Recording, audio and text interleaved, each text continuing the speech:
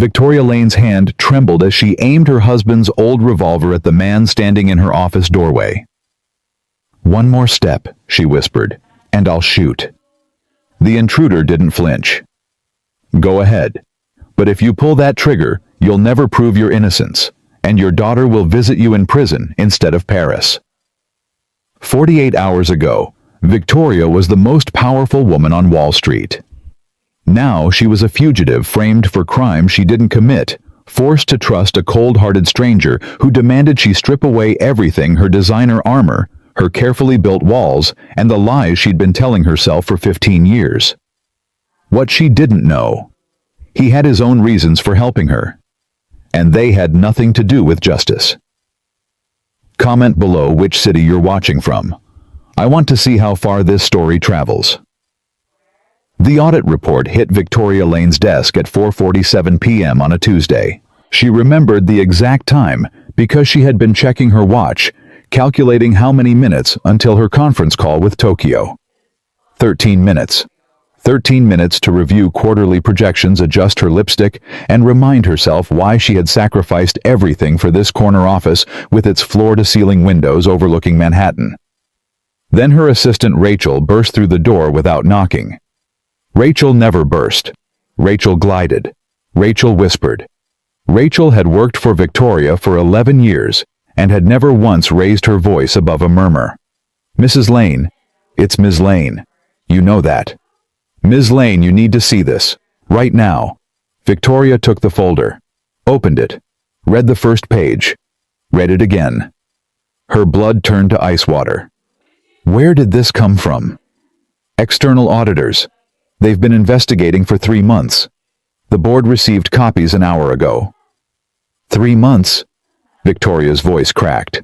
Someone has been investigating my company for 3 months, and no one told me.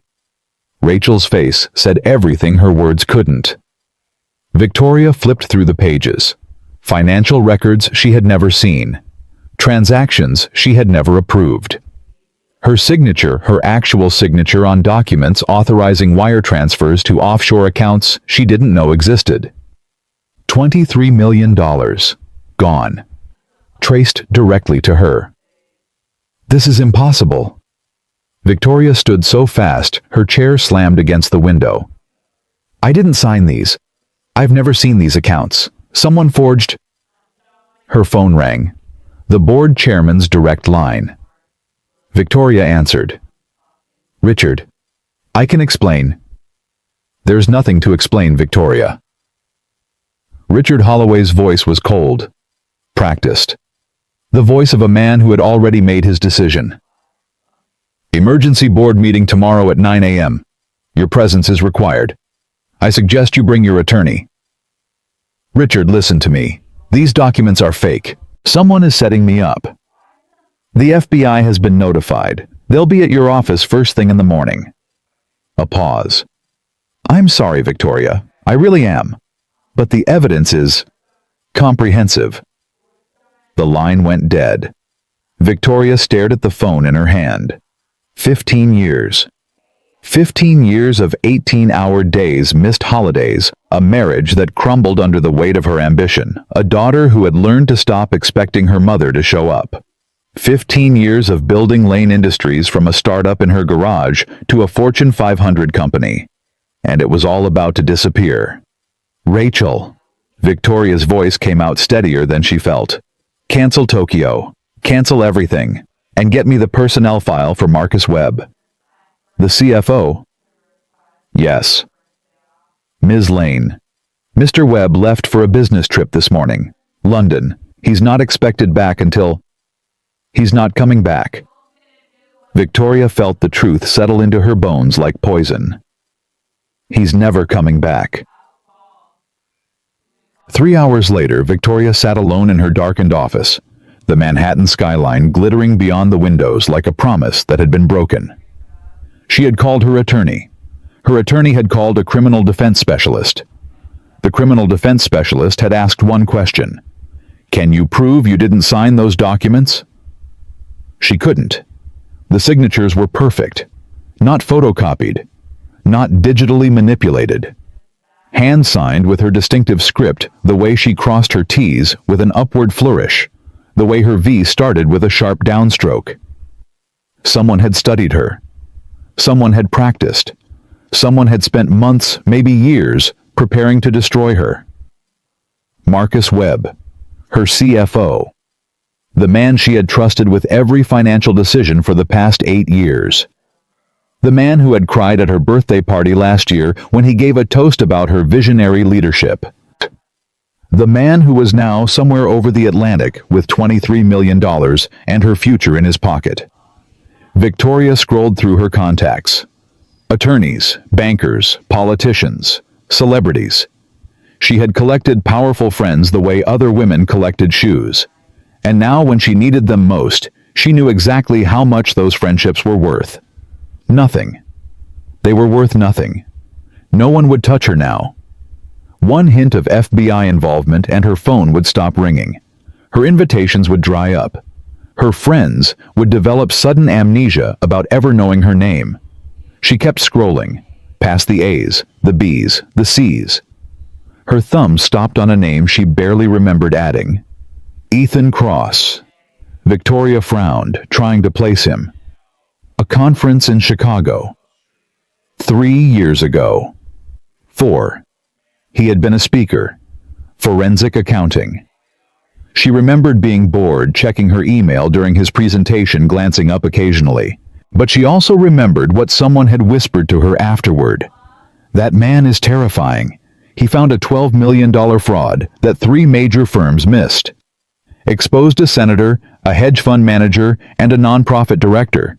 The nonprofit director killed himself rather than face trial. At the time, Victoria had thought, I never want to be on the wrong side of that man. Now she thought, I need to be on the right side of him. She pressed call before she could change her mind. 1 ring, 2 rings, 3. This is Cross. His voice was exactly as she remembered. Low, measured, cold enough to freeze fire. Mr. Cross, this is Victoria Lane.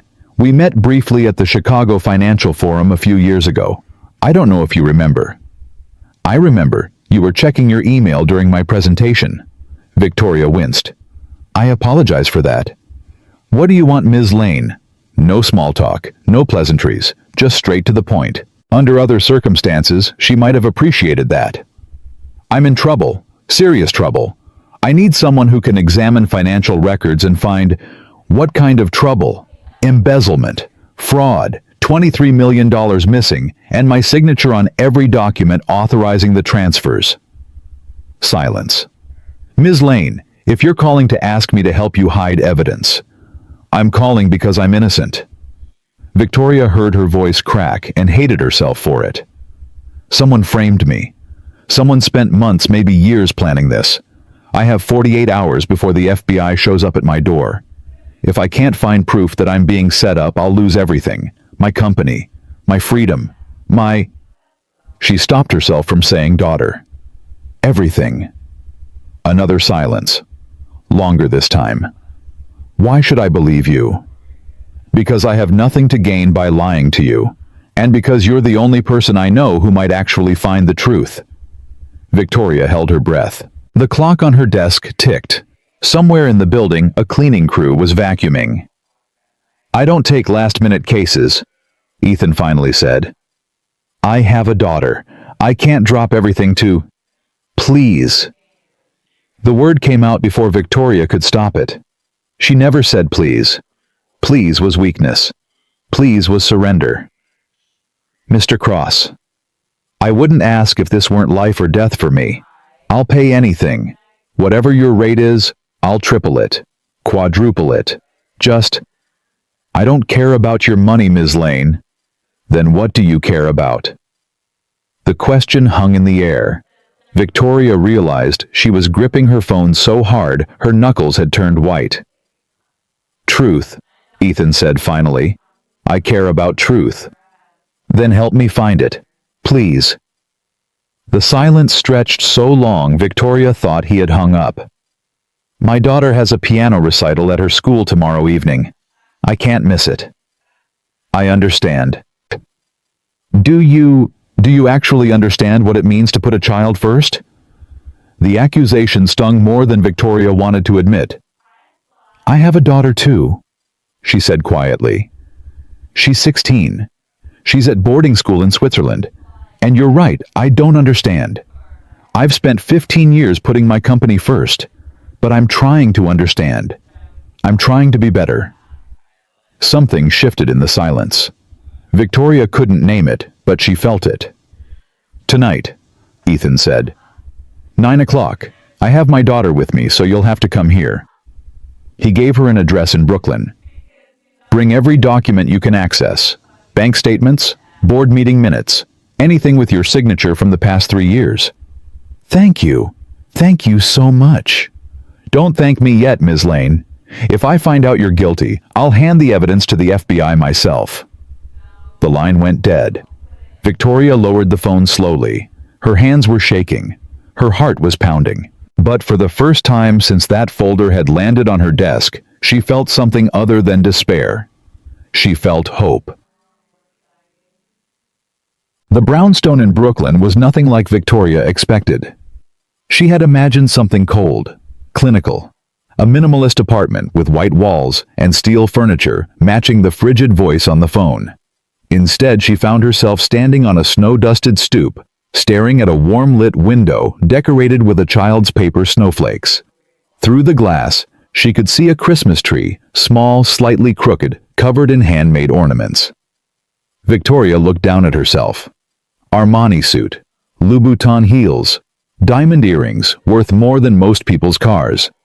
She had never felt more out of place in her life. The door opened before she could knock. Ethan Cross looked exactly as she remembered, and nothing like she remembered. Tall, dark hair with threads of gray at the temples, blue eyes that seemed to see straight through her. But there was something else now. Something she hadn't noticed at that conference 4 years ago. A weariness around his eyes. A guardedness in his posture. This was a man who had lost something precious. Victoria recognized the look because she saw it in her own mirror every morning. You're early, he said. I'm always early. You're also dressed like you're about to close a hostile takeover. Victoria stiffened. Excuse me. Ethan stepped aside to let her in. The security cameras at your office. They'll be reviewed once the investigation starts. If you're going back there tonight to retrieve evidence, you can't look like the CEO. Going back? Victoria stopped in the hallway, surrounded by family photos she tried not to look at. I thought we would just review the documents I brought. The documents you brought are worthless. Whoever framed you made sure of that. Ethan led her toward a small office at the back of the house. If there's evidence that proves your innocence, it's hidden somewhere you wouldn't think to look. Your office computer, archived files, server backups. But the building is closed. Security won't let Victoria Lane's CEO walk in at midnight and start downloading files. But they might not notice a cleaning woman.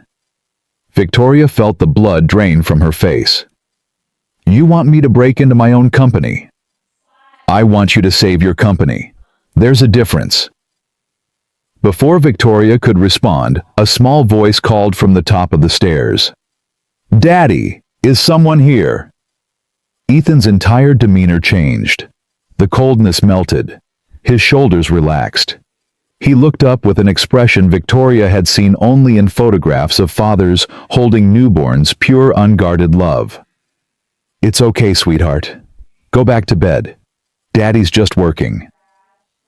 A girl appeared on the landing. 8 years old, maybe 9. Dark hair like her father's. Eyes that held the same serious intensity. Are you helping someone again? The girl asked. I'm trying to. The girl looked at Victoria, studied her the way her father had, then nodded, apparently satisfied. Don't forget you promised to make pancakes tomorrow. I won't forget, I promise. Pinky promise. Ethan held up his hand, little finger extended. The girl bounded down the stairs just long enough to hook her finger around his, then disappeared back into the darkness. I'm sorry, Victoria said, unsure why she was apologizing. I didn't mean to disturb her. Lily notices everything. Gets that from her mother. Something flickered across Ethan's face. Pain. Old and familiar. Her mother, she died 5 years ago. Victoria didn't know what to say. I'm sorry, felt inadequate. That must have been hard, felt patronizing. So she said nothing. Just stood there in this warm house full of handmade ornaments and family photos, and felt the weight of everything she had sacrificed for success. Ethan seemed to appreciate the silence. He nodded toward his office. Let's get to work. An hour later, Victoria's head was spinning. Ethan had spread her documents across his desk, the floor every available surface. He moved through them with methodical precision, occasionally asking questions that made Victoria realize how little she understood about her own company's finances. This transaction here, March 15th. You authorized a transfer of $847,000 to a consulting firm called Meridian Partners. I don't remember that. Your signature is on the authorization. I sign hundreds of documents every week. My CFO prepared them. I trusted. Victoria stopped herself. I trusted Marcus. That was your first mistake. Ethan held up another document. Meridian Partners is a shell company, incorporated in Delaware 6 years ago. No employees, no physical address, no website. How do you know that? Because I've seen this pattern before. Ethan's jaw tightened. Money flows from legitimate company to shell company. Shell company transfers to offshore account. Offshore account disappears into a maze of international transactions that take years to untangle. Can you prove I didn't know about this? Not with what you've brought me. We need the original files, the metadata, the server logs that show who actually created these documents and when. Victoria stared at the papers scattered around her. 15 years of work, 15 years of sacrifice, reduced to forgeries and shell companies, and a trap she had walked into with her eyes wide open. Why? She whispered. Why would Marcus do this to me? Money, power, revenge. Ethan shrugged. Does it matter? It matters to me. Ethan looked at her for a long moment. Something shifted in his expression, not quite sympathy, but close. Then let's find out. He disappeared into another room. When he returned, he was carrying a stack of clothes. These belong to my sister. She stays here sometimes when she visits from Boston. They should fit. Victoria took the stack. Jeans, a plain sweater, a puffy winter jacket that looked like it had been purchased at Target. I can't wear these. You can and you will, unless you'd prefer an orange jumpsuit. Victoria looked at the clothes in her hands, then at her Armani suit. The fabric was Italian, hand-stitched, custom-fitted to her measurements. She had worn this suit to board meetings, to negotiations worth hundreds of millions of dollars, to dinners with senators and governors, and once memorably, a former president. This suit was her armor, her identity. The proof that the girl who had grown up in a trailer park in rural Ohio had made something of herself. Without this suit, who was she? Please. The word came out broken, vulnerable. Please don't make me undress. I need to keep this suit on. It's the only thing making me feel like I'm still in control. Ethan went still. For the first time since she had arrived, his eyes softened. Just slightly. Just enough. Ms. Lane. His voice was gentler than she had heard it. The woman who built Lane Industries from nothing didn't need a designer suit to be powerful. She needed intelligence, determination, guts. Victoria felt tears burning behind her eyes. She refused to let them fall. That woman feels very far away right now. Then let's bring her back. Ethan stepped closer, not touching her, just present. The suit doesn't make you powerful. You make you powerful. And right now you need to be invisible. Just for tonight. Just long enough to save everything you've built. Victoria looked at the clothes in her hands. The cheap fabric. The unfamiliar weight. Then she looked at Ethan. At his serious eyes. at the photo on his desk of a woman with a kind smile and a little girl with chocolate on her face. He understood loss. He understood sacrifice. And somehow impossibly he believed she might be innocent. Where can I change? A flicker of something crossed Ethan's face. Relief, respect. Bathrooms down the hall. Leave your jewelry here, all of it. We can't risk any part of you being recognized. Victoria nodded, walked down the hall, closed the bathroom door. And for the first time in 15 years, she looked in the mirror and didn't recognize the woman staring back. The woman who emerged from Ethan Cross's bathroom 20 minutes later was not Victoria Lane. Her hair was pulled back in a simple ponytail. Her face was bare of makeup. The jeans fit slightly loose, and the sweater had a small hole near the collar that she hadn't noticed until she put it on. She looked ordinary, invisible, like a woman you would pass on the street without a second glance. It was terrifying. It was liberating. Better, Ethan said, not quite smiling. Now you look like someone who might actually survive tonight. Victoria wanted to argue, wanted to point out that she had survived just fine for 15 years in designer suits and high heels. But she didn't, because some part of her, some small, quiet part that she had silenced years ago, knew he was right. Let's go, she said. Ethan grabbed his coat, then paused. There's something you should know before we do this. What? He turned to face her. His expression was unreadable. 5 years ago, my wife was investigating a series of companies for securities fraud. She was an investigator with the SEC. Brilliant, thorough, the best I've ever known. Victoria felt a chill that had nothing to do with the December night. The day before she was supposed to present her evidence, she died in a car accident. The official report called it an accident. Black ice. Poor visibility. Ethan's voice hardened. But I know it wasn't an accident, and I've spent 5 years trying to prove it. Why are you telling me this? Because the patterns in your company's financial statements match techniques I've seen before. Shell companies, offshore accounts, forged authorizations. Ethan's eyes met hers. The same techniques that were used in the companies my wife was investigating. Victoria felt the floor shift beneath her feet. You think there's a connection? I think someone very powerful is operating a network of financial fraud across multiple companies, T.B.A. said. I think your CFO was part of that network, and I think they're trying to make you disappear the same way they made my wife disappear. Victoria's mouth went dry. They killed her. You think they killed her and made it look like an accident? Yes. And you think they might? She couldn't finish the sentence. I think we need to be very careful tonight. Ethan opened the door. Cold air rushed in. And I think you need to decide right now whether you trust me, because once we walk out this door, there's no going back. Victoria looked at this man she barely knew. This cold, serious man with sad eyes and a daughter who made him pinky promise about pancakes. She should be terrified. She should call her lawyer. She should go home and lock her door and wait for the FBI like a good citizen. Instead, she stepped out into the snow. Let's go save my company, she said.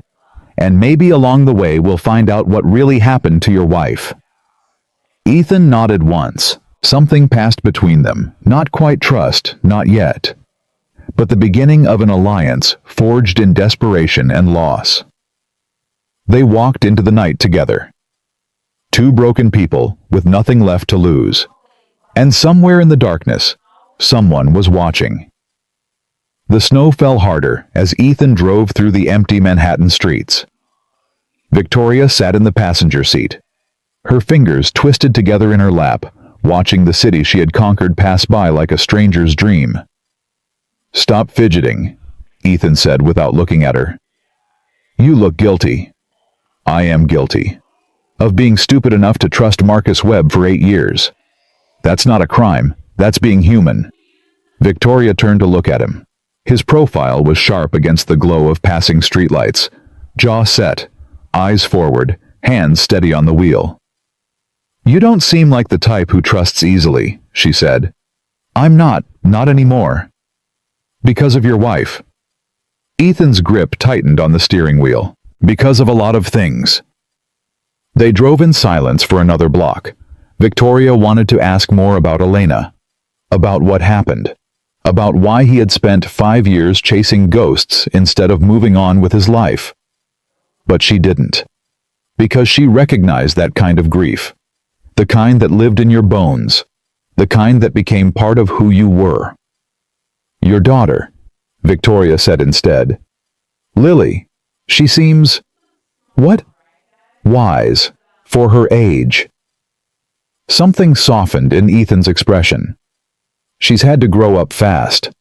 When your mother dies and your father becomes obsessed with finding answers, you learn to take care of yourself." "That's not fair to her." "No, it's not." Ethan glanced at Victoria. "But life isn't fair, Ms. Lane. I thought you of all people would understand that." Victoria thought about Sophia, 16 years old, alone in Switzerland, learning to take care of herself because her mother was too busy building an empire. "I understand better than you know," she said quietly. They pulled into an alley 2 blocks from Lane Industries headquarters. Ethan killed the engine and turned to face her. "Here's how this works. The cleaning crew arrives at midnight. They enter through the service entrance on 47th Street. You're going to walk in with them. They'll recognize me." "No, they won't." Ethan pulled a laminated badge from his jacket pocket. Victoria stared at it. A cleaning company ID with her photo, but different. Hair darker. No makeup. Glasses she didn't wear. "How did you—" "I've been doing this a long time, Ms. Lane. Now listen carefully. You have exactly 47 minutes. That's how long the cleaning crew spends on each floor before moving up. You need to get to your office, access the backup server, and download everything from the past 3 years. Everything? Everything. Emails, financial records, board meeting recordings. If Marcus Webb left any trace of what he was really doing, it'll be buried in data you never thought to look at." Victoria took the badge. Her hands were shaking. "What if someone catches me?" "Then you're a confused cleaning woman who got lost. Keep your head down. Don't make eye contact. And whatever you do, don't speak. Your voice is too distinctive." "And if that doesn't work?" Ethan reached into the glove compartment and pulled out a small black device. "This is a panic button. Press it once, I'll create a distraction. Press it twice, I'll come get you myself." Victoria took the device. It was warm from his hand. "You'd really come for me, even if it meant getting caught yourself." Ethan's eyes met hers. In the darkness of the car, they seemed almost black. "I told you, Ms. Lane, I care about truth. And right now the truth is locked inside that building." Victoria slipped the panic button into her pocket. Opened the car door. The cold hit her like a slap. "Victoria," Ethan said. She turned back. He had never used her first name before. "Be careful." Something flickered between them, something neither of them was ready to name. "I will," she said, and disappeared into the snow. The service entrance was exactly where Ethan said it would be. Victoria joined a group of cleaning workers, mostly older women, mostly immigrants, most too tired to notice another face in the crowd. She kept her head down, followed the flow of bodies through security, pressed her fake badge against the scanner and held her breath. The light turned green. She was in. The building felt different at night. The marble floors that usually clicked under her heels now squeaked under cheap sneakers. The elevator that normally whisked her to the executive suite now crawled upward, stopping at every floor to let workers on and off. Victoria counted the floors. 18, 19, 20, 21. She stepped off alone. The executive floor was dark, except for emergency lighting. Victoria's office was at the end of the hall, behind a door that required both a key card and a personal code. She swiped her badge, punched in her code. Nothing happened. Victoria's heart stopped. They had already locked her out. The board must have revoked her access the moment they received that audit report. She was trapped. Everything she needed was 20 feet away behind a door that wouldn't open. Then she remembered. The emergency code. The one she had set up years ago when she was paranoid about being locked out during a hostile takeover attempt. The one that only she knew about. Victoria punched in the numbers. 0815. Her daughter's birthday. The only personal thing she had ever allowed into her professional life. The lock clicked. The door swung open. Victoria stepped into her office and felt like she was walking into her own grave. Everything was exactly as she had left it 12 hours ago. Coffee cup on the desk. Orchid on the windowsill. Family photo, the only one she kept here, showing a younger Victoria with a baby Sophia in her arms. She had been happy in that photo. She had been present. She had been a mother. When had she stopped? Victoria shook off the thought. She didn't have time for regret. She had 43 minutes to save her life. The backup server was hidden behind a panel in her private bathroom. Another paranoid precaution from the early days when she had learned that corporate espionage was as common as coffee breaks. Victoria pried open the panel and connected her laptop to the server. The download started immediately. 3 terabytes of data. Financial records. Emails. Board meeting recordings. Personnel files. Everything Lane Industries had ever documented. Somewhere in this ocean of information was the proof she needed. The smoking gun that would expose Marcus Webb and whoever he was working for. She just had to find it before the FBI found her. The download progress bar crept forward. 5%, 10%, 15%. Victoria watched the numbers climb and tried to breathe. That's when she heard footsteps. Not the soft shuffle of cleaning crews, not the distant hum of vacuum cleaners. Hard soles, deliberate pace, coming straight toward her office. Victoria killed the laptop screen. Pressed herself against the wall. Her hand found the panic button in her pocket. 1 press for a distraction. 2 for Ethan himself. The footsteps stopped outside her door. Victoria held her breath. Her heart was pounding so loud she was sure whoever was out there could hear it. The door handle turned. Victoria pressed the panic button once. Nothing happened. She pressed it again, twice, 3 times. The door swung open. A flashlight beam cut through the darkness, sweeping across her desk, her chair, the window behind her. Victoria pressed herself flatter against the wall. The bathroom door was 6 inches from her shoulder. If she could just slip inside, close the door, wait for the guard to leave. "I know you're here, Ms. Lane." The voice froze her blood. She knew that voice. "Richard." Victoria stepped out of the shadows, squinting against the flashlight's glare. "Richard, what are you doing here?" Richard Holloway, chairman of the board, lowered his flashlight. His face was unreadable. "I could ask you the same question." "I came to get evidence. Someone is framing me, Richard. Marcus Webb has been embezzling money and forging my signature, and I can prove it if you just give me a chance to. I know about Marcus." Victoria stopped mid-sentence. "You... no." Richard moved into the office, closing the door behind him. In the dim light, he looked older than Victoria remembered. Tired. Defeated. "I've known for 2 years. I just didn't know how deep it went until yesterday." Victoria felt the ground shift beneath her feet. 2 years. You knew for 2 years and you didn't tell me? "I couldn't. They had things on me, Victoria. Things that would destroy my family, my marriage, my reputation." Richard's voice cracked. "I thought I could manage it. Thought I could keep them contained while I figured out how to get free. But they were always 3 steps ahead." "They? Who is they?" Richard laughed bitterly. "You really don't know, do you? Even after everything Marcus did, you still don't understand what you're caught up in. Then explain it to me." Richard shook his head. "It's too late for explanations. They're coming for you, Victoria. Not just the FBI, that's just the public face. There are people who will make sure you never testify. People who will make sure the truth stays buried. Like what happened to Ethan Cross's wife. The name hit Richard like a bullet. He staggered back. How do you know that name?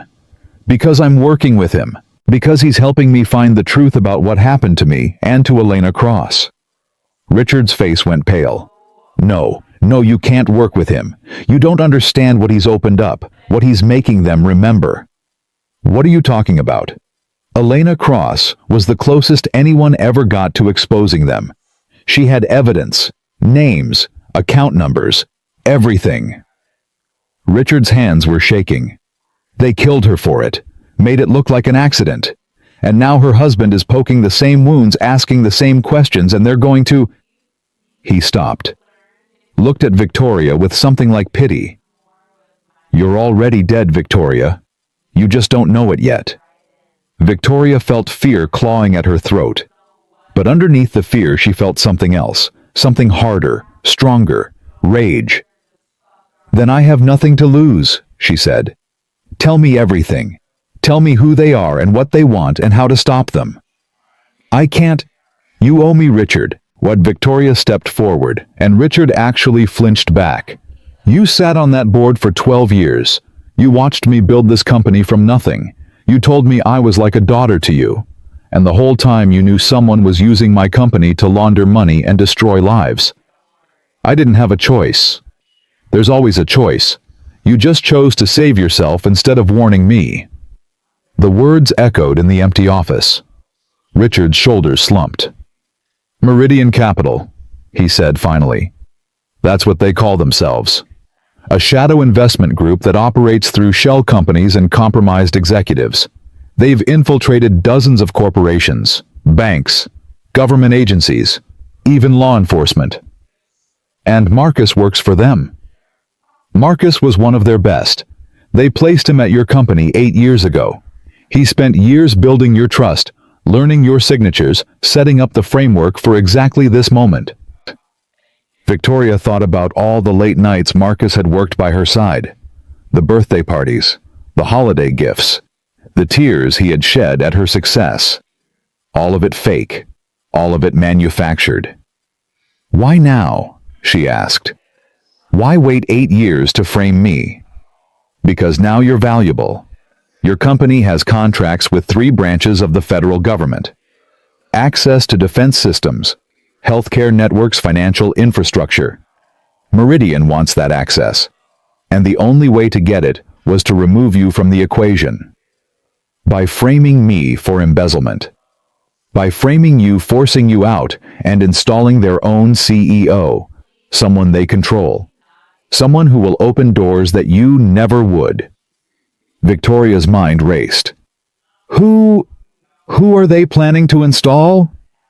Richard's laugh was hollow. Who do you think? The only person on your board with the qualifications and the ambition.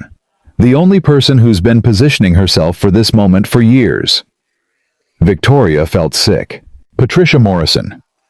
She's been working for them since before she joined your board. Everything she's done, every vote, every recommendation, every word of support has been calculated to put her exactly where she is right now, ready to step in when you fall. The download on Victoria's laptop hit 97%.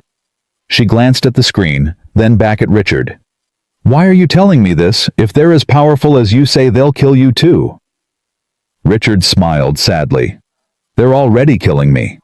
Stage 4 pancreatic cancer. Diagnosed 6 months ago. I have maybe 3 months left, and I decided that I didn't want to spend them as a coward. Victoria didn't know what to say. This man had betrayed her, had known about the trap closing around her for years, and said nothing. But he was also the only person who had ever told her the truth. Help me, she said. Help me take them down. I can't. I don't have evidence. Everything I know is from conversations, implications, threats that were never recorded. Richard moved toward the door. But you have something I never had.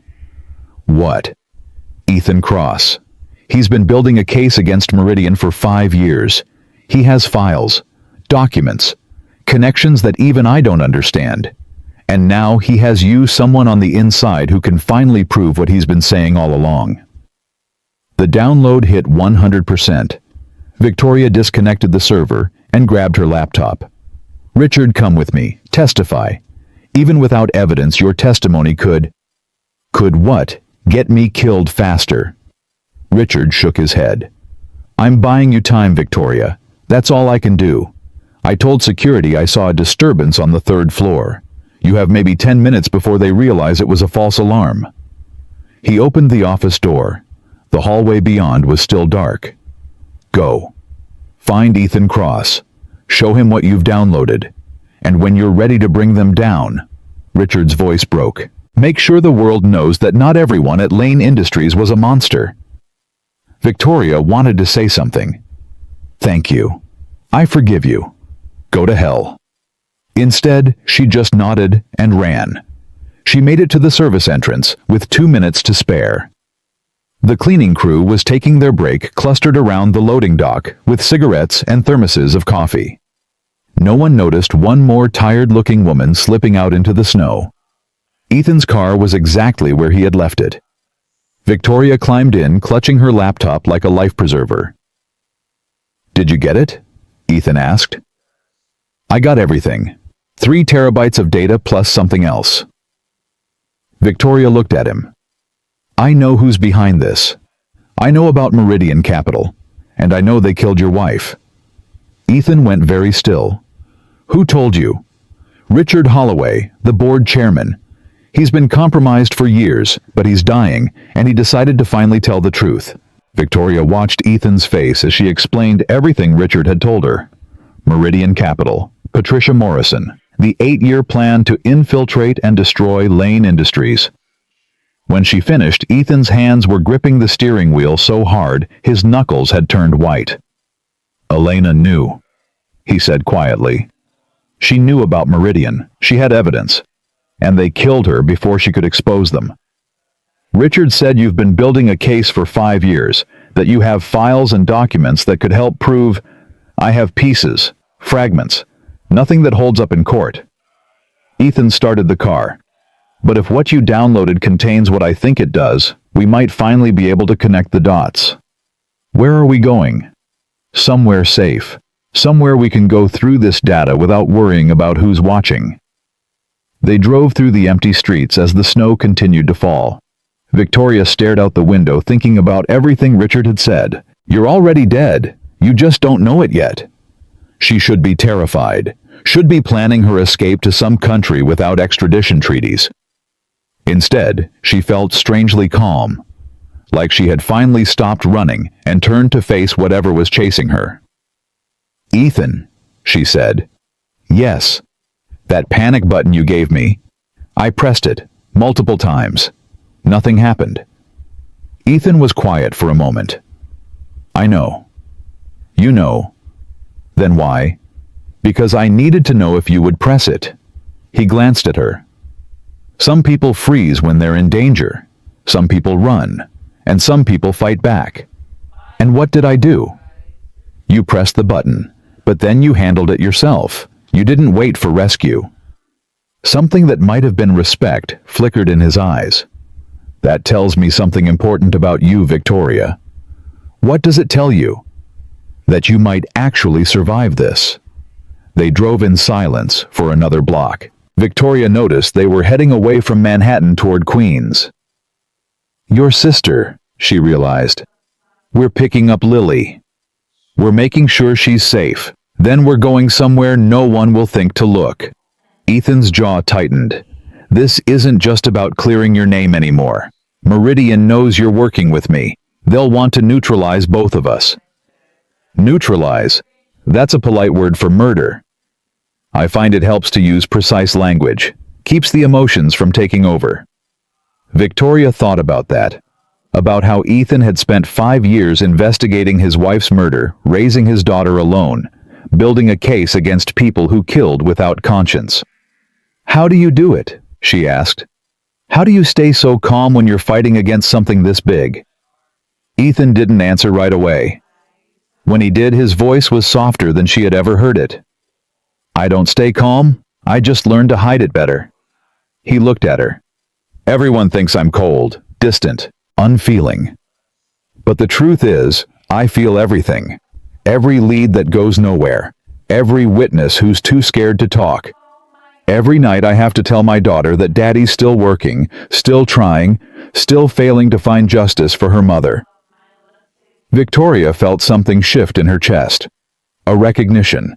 A connection. "I'm scared," she admitted. "I've never been this scared in my life." "Good. Fear keeps you alive." Ethan turned onto his sister's street. "It's when you stop being scared that you make mistakes." They pulled up to a modest house with lights still on despite the late hour. Before Victoria could say anything, the front door opened, and a woman emerged carrying a sleeping Lily in her arms. Ethan got out of the car and crossed to them quickly. Victoria watched through the window as he spoke quietly with his sister, then took Lily into his own arms. The way he held his daughter, careful, protective, tender, made Victoria's throat tight. When was the last time she had held Sophia like that? She couldn't remember. And that broke her heart. Ethan settled Lily into the back seat, covering her with a blanket his sister handed him. The girl stirred but didn't wake. "Daddy?" she murmured. "I'm here, sweetheart. Go back to sleep." "Is the lady still with us?" "Yes, she's still here." A small hand reached out from under the blanket. Victoria, surprised, took it. Lily's fingers were warm and soft. "Don't be scared," Lily said sleepily. "Daddy always catches the bad guys." Then she was asleep again. Victoria stared at the small hand still holding hers. This child who had lost her mother, who had grown up too fast, who had learned to take care of herself, this child was trying to comfort her. Something broke inside Victoria, something that had been frozen for a very long time. She looked at Ethan, who was watching her with an expression she couldn't read. "She's special," Victoria whispered. "She's everything," Ethan said simply. "And that's why we're going to win this. Because I refuse to let my daughter grow up in a world where people like Meridian get to destroy lives without consequences." He started the car. Victoria gently released Lily's hand and turned to face the road ahead. They were driving into danger, into uncertainty, into a fight that might cost them everything. But as the snow continued to fall and the city disappeared behind them, Victoria realized she wasn't alone anymore. And sometimes that was enough. The cabin appeared through the trees like a ghost emerging from the snow. Victoria had been dozing against the window, exhausted from adrenaline and fear, when the crunch of gravel beneath the tires jolted her awake. "Where are we?" she asked, her voice rough with sleep. "Upstate, about 3 hours from the city." Ethan killed the engine, but didn't move to get out. "This place belonged to my grandfather.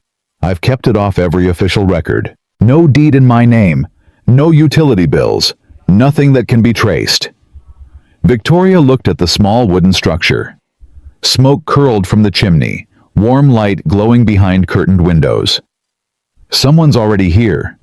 "I know." Ethan's hand moved to his jacket.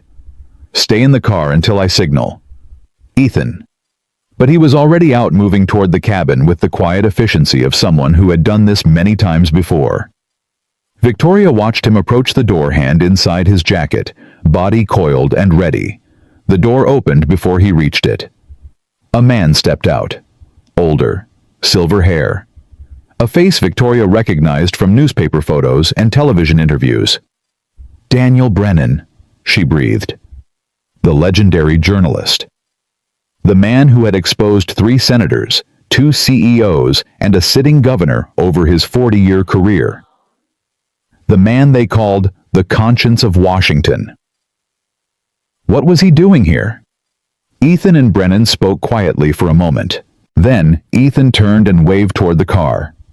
Victoria got out, then opened the back door to check on Lily. The girl was still sleeping, her small face peaceful despite the chaos swirling around her. "Leave her for now," Ethan said, appearing at Victoria's side. "She's exhausted. I'll carry her in once we're settled." Inside the cabin was warmer than its rustic exterior suggested. A fire crackled in a stone hearth. Papers and files covered every surface, the kitchen table, the couch, the floor.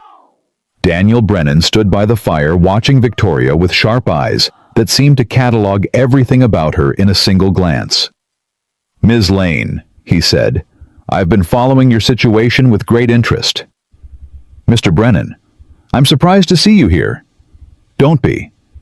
Ethan and I have been sharing information for 3 years." Brennan gestured toward the cluttered table. "Everything you see here is connected to Meridian Capital, shell companies, offshore accounts, suspicious deaths. It's the story I've been building my entire career toward, the one that will finally expose how deep the corruption goes." Victoria moved toward the table, picking up a document at random. A financial statement from a company she had never heard of showing transfers to accounts in the Cayman Islands. "How much do you have?" she asked. "Enough to know the shape of the beast. Not enough to prove it exists." Brennan exchanged a look with Ethan. "Until tonight." Ethan had retrieved Victoria's laptop from the car. He set it on the table and opened it. 3 terabytes of data from Lane Industries' backup servers, financial records, emails, board meeting recordings, everything from the past 3 years. Brennan's eyes lit up. "You actually got it." Victoria got it. She walked into her own building, bypassed security, and downloaded everything while the FBI was preparing to arrest her. For the first time, Brennan looked at Victoria with something like respect. "That took guts, Ms. Lane." "That took desperation," Victoria corrected. "I had no choice." "There's always a choice. Most people in your situation would have called their lawyers and prayed for a deal." Brennan pulled out a chair. "Sit down. We have a lot of work to do." They worked through the night. Ethan and Brennan sorted through the downloaded files while Victoria answered questions about Lane Industries' operations, explaining financial structures and corporate hierarchies that took years to understand. Somewhere around 3 a.m., Ethan carried a still sleeping Lily to a small bedroom at the back of the cabin. Victoria watched him tuck in his daughter, brush the hair from her forehead, whisper something too quiet to hear. When he returned, his expression was softer, more human. "She okay?" Victoria asked. "She will be. She's learned to sleep through anything." Ethan sat down heavily. "Side effect of having a father who chases monsters for a living." "Is that what you call them, monsters?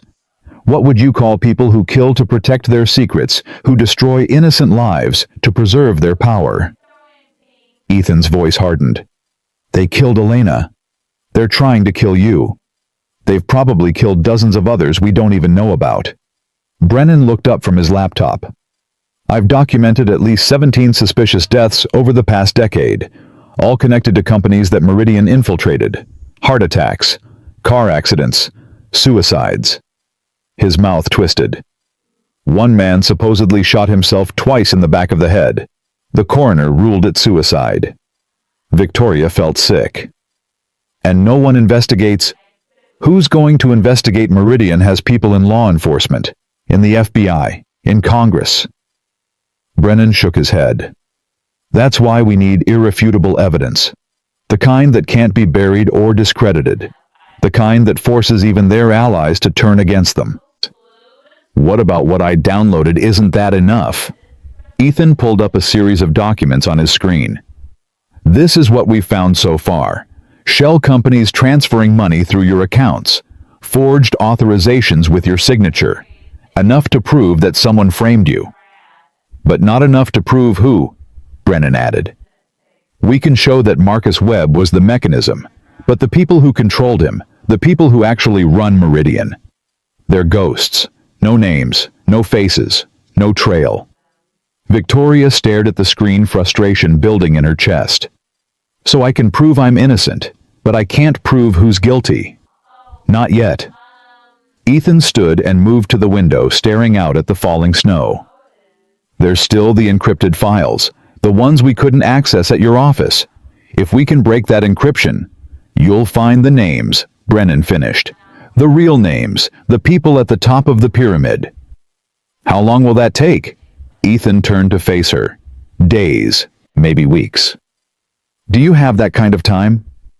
Victoria thought about the FBI warrant, the board meeting, The charges that were probably being filed against her at this very moment. "No," she said. "I don't." The silence that followed was heavy with everything they weren't saying. Victoria felt the walls closing in. Every minute that passed was another minute for Meridian to cover their tracks, destroy evidence, prepare their next move. She was running out of time, and there was nothing she could do about it. Then her phone buzzed. Victoria looked at the screen. A text message from an unknown number.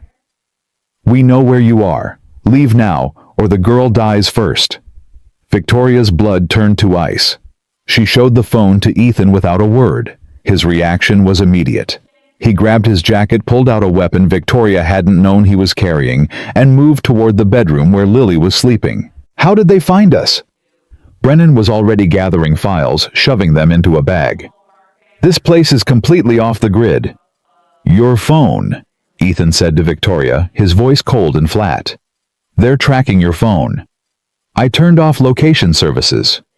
"Doesn't matter. If they have access to the carrier network, they can track the signal itself." Ethan emerged from the bedroom with Lily in his arms. The girl was awake now, her eyes wide with fear. "Daddy, what's happening?" "We need to go, sweetheart. Remember what we practiced." Lily nodded solemnly and wrapped her arms around her father's neck. She didn't cry, didn't ask questions, just held on. Victoria's heart broke a little at the sight. This child had been through this before, probably many times, running in the middle of the night because her father had made powerful enemies. "How long do we have?" Victoria asked. "If they sent that message, they're probably already close. They want us scared and rushing." Ethan was moving toward the back of the cabin, toward a door Victoria hadn't noticed before. "Which means we need to be smart, not fast." Brennan finished gathering his files. "I know a place. An old source of mine owns a warehouse in Albany. Completely anonymous. Paid for in cash. Can you get there without being followed?" "I've been doing this longer than you've been alive, son. I'll be fine." Brennan looked at Victoria. "Get that encryption broken. Find those names. I'll have the story ready to publish the moment you do." He was out the door before Victoria could respond, disappearing into the night with decades of evidence tucked under his arm. Ethan led Victoria and Lily through the back door down a narrow path that wound through dense trees. Victoria's sneakers, the cheap ones from Ethan's sister, crunched through frozen snow. "Where are we going?" she whispered. "There's a second car, hidden about a quarter-mile from here." Ethan's voice was barely audible. "I learned a long time ago to always have an exit strategy." Lily's head was buried against her father's shoulder. Victoria could see the girl's hands trembling. "It's going to be okay," Victoria found herself saying.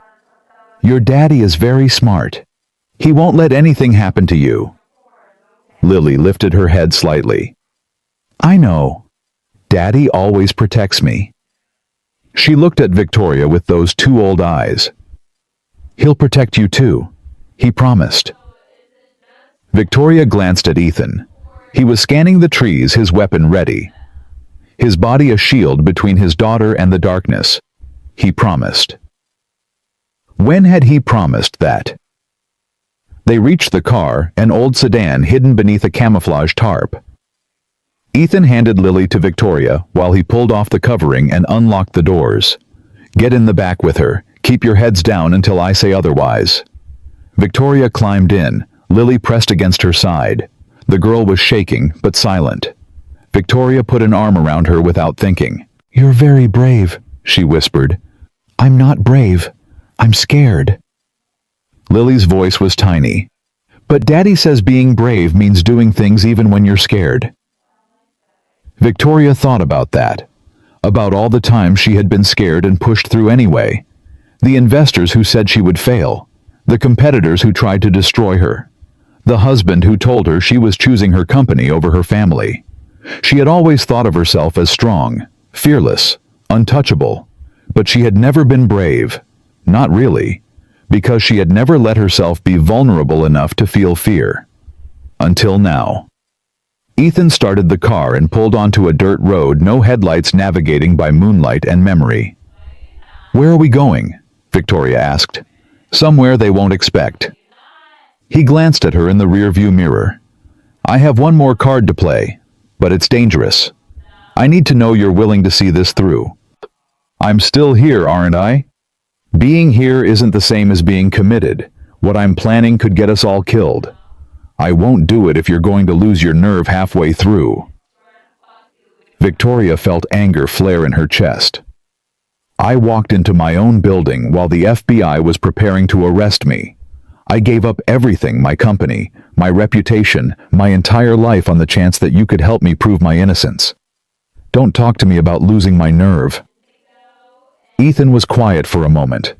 Then, unexpectedly, he almost smiled. Good. I needed to know you meant it. Meant what? That you're in this until the end, no matter what it costs. Victoria looked at Lily still pressed against her side. At Ethan, driving through the darkness with a weapon in his lap, and 5 years of grief fueling his determination. I'm in, she said. Whatever it takes. They drove for hours. Victoria lost track of time, lost track of direction. At some point, Lily fell asleep again, her head heavy on Victoria's shoulder. Victoria found herself stroking the girl's hair the way she used to stroke Sophia's when she was small. Before the boarding schools, before the video calls that never lasted more than 15 minutes, before she became a stranger to her own daughter. You're good with her, Ethan said quietly. Victoria looked up. His eyes were on the road, but she could see he was watching her in the mirror. I had a daughter once. I still have a daughter. But She stopped, unsure how to explain the complicated grief of losing a child who was still alive. I wasn't there for her. I thought I was doing the right thing, building something she could be proud of. But I was just running away. Running from what? From being ordinary. From being the girl who grew up in a trailer park with a mother who worked 3 jobs and a father who wasn't around. Victoria's voice dropped to a whisper. I was so afraid of being small that I made myself so big I couldn't fit in my own daughter's life anymore. Ethan was silent for a long moment. The car hummed through the darkness. Elena used to say that I was afraid of being happy, he finally said. She said I was so focused on the next case, the next criminal, the next wrong to be righted, that I couldn't see the life that was right in front of me. Was she right? Probably. I've spent 5 years trying to find her killers, and in that time, I've missed Lily's first day of school, her first lost tooth, her first piano recital. His hands tightened on the wheel. I tell myself it's all for her, that I'm building a safer world for her to grow up in. But the truth is, she's growing up right now, and I'm missing it. Victoria felt something shift between them. The walls they had both built, his made of grief and obsession, hers, made of ambition and fear, seemed thinner in the darkness. Maybe we both needed this, she said. Needed what? A reason to stop running, a reason to look at what we're actually fighting for. Ethan's eyes met hers in the mirror. Something passed between them. Recognition, understanding, the beginning of something neither of them was ready to name. Then his phone buzzed, shattering the moment. Ethan answered with a curt, "What?"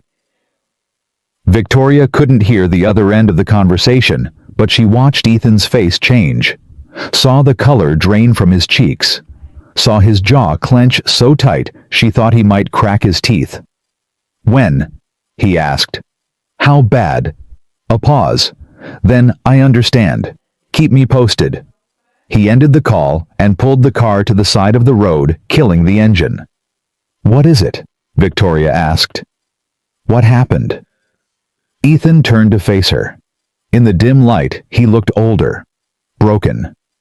That was Brennan. He made it to Albany, but someone got to Richard Holloway first. Victoria's stomach dropped. Got to him. What does that mean? They found him in his office an hour ago. Heart attack officially. Ethan's voice was flat. Empty. But Brennan's source says there were injection marks on his arm. Potassium chloride. Stops the heart, leaves almost no trace. Richard. The man who had betrayed her. The man who had finally told her the truth. The man who was dying anyway and had decided to spend his last months as something other than a coward. They had killed him for that. "He tried to help me," Victoria whispered. "He warned me, and they killed him for it. They kill anyone who threatens them. That's what you need to understand, Victoria." Ethan's eyes were hard. This isn't a corporate scandal. This isn't white-collar crime.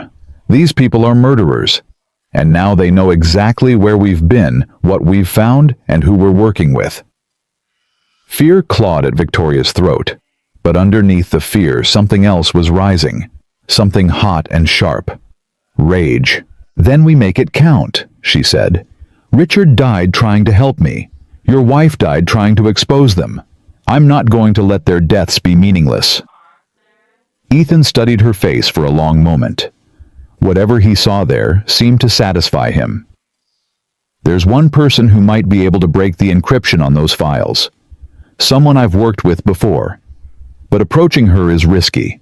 If Meridian finds out we've contacted her, they'll know exactly how close we are to exposing them." "Who is she?" "Elena's old colleague. A cyber specialist who works for the SEC. She helped Elena build the original case against Meridian before—" He couldn't finish the sentence. "Her name is Catherine Wells. She's the only person alive who knows what Elena found, and she's been hiding ever since Elena died." "You know where she is?" "I've always known. She made me promise never to contact her unless it was absolutely necessary." Ethan looked at Lily, still sleeping peacefully. "I think we've reached that point." Victoria nodded. "Then let's find her." Ethan restarted the car. As they pulled back onto the road, Victoria realized something had changed between them. The professional distance, the careful boundaries, they were gone. They were partners now. Maybe something more. And whatever was coming next, they would face it together. Victoria's phone buzzed again. Another text from an unknown number. But this time, the message wasn't a threat. It was an address. And below it, 3 words that made her heart stop. "Your daughter knows." Victoria stared at the screen. Sophia. They had contacted Sophia. "Stop the car," she said. "Stop the car right now." Ethan pulled over immediately. "What is it?" Victoria showed him the message. Her hands were shaking so badly she could barely hold the phone. "They reached out to my daughter. She's in Switzerland. She's alone. If they won't hurt her. Not yet." Ethan's voice was calm, analytical. Everything Victoria couldn't be right now. "She's leverage. They want you to panic. Want you to do something stupid." "Stupid like calling her? Like warning her? Like being a mother for once in my pathetic life?" "Victoria. No, you don't understand." Victoria was crying now. Tears she hadn't shed in years pouring down her face. "I abandoned her. I sent her away so I could focus on my company. I chose money and power over my own child. And now she's in danger because of me." Ethan reached back and took her hand. His grip was strong, steady. "Listen to me. We're going to protect her. But we have to be smart about this. If you call her from this phone, they'll trace the signal. They'll know exactly where we are." "Then what do I do? How do I keep her safe?" "We find Catherine Wells. We break the encryption. We expose Meridian before they can hurt anyone else." Ethan's eyes met hers, including Sophia. Victoria wanted to argue, wanted to scream, wanted to drive to the airport and fly to Switzerland and wrap her arms around her daughter and never let go. But she knew he was right. The only way to protect Sophia was to end this, all of it. "Okay," she whispered. "But the second we have what we need, I'm calling her. I don't care about the risk." "I wouldn't expect anything less." Ethan started driving again. Victoria stared at her phone at the message that had turned her blood to ice. "Your daughter knows." "Knows what?" "That her mother was in danger. That powerful people wanted to destroy her. That Victoria Lane's CEO and absent parent was finally fighting for something other than profit margins." Victoria didn't know. But she was going to find out. and God help anyone who had threatened her child. Catherine Wells lived in a converted warehouse on the outskirts of Albany, surrounded by chain-link fences and security cameras that Victoria counted as they approached. 17 cameras, all positioned to eliminate blind spots. "She's paranoid," Victoria observed. "She's smart," Ethan corrected. "Elena trusted her completely. That trust almost got her killed when Elena died." They had driven through the night, stopping only once for gas at a station where the attendant looked half asleep and asked no questions.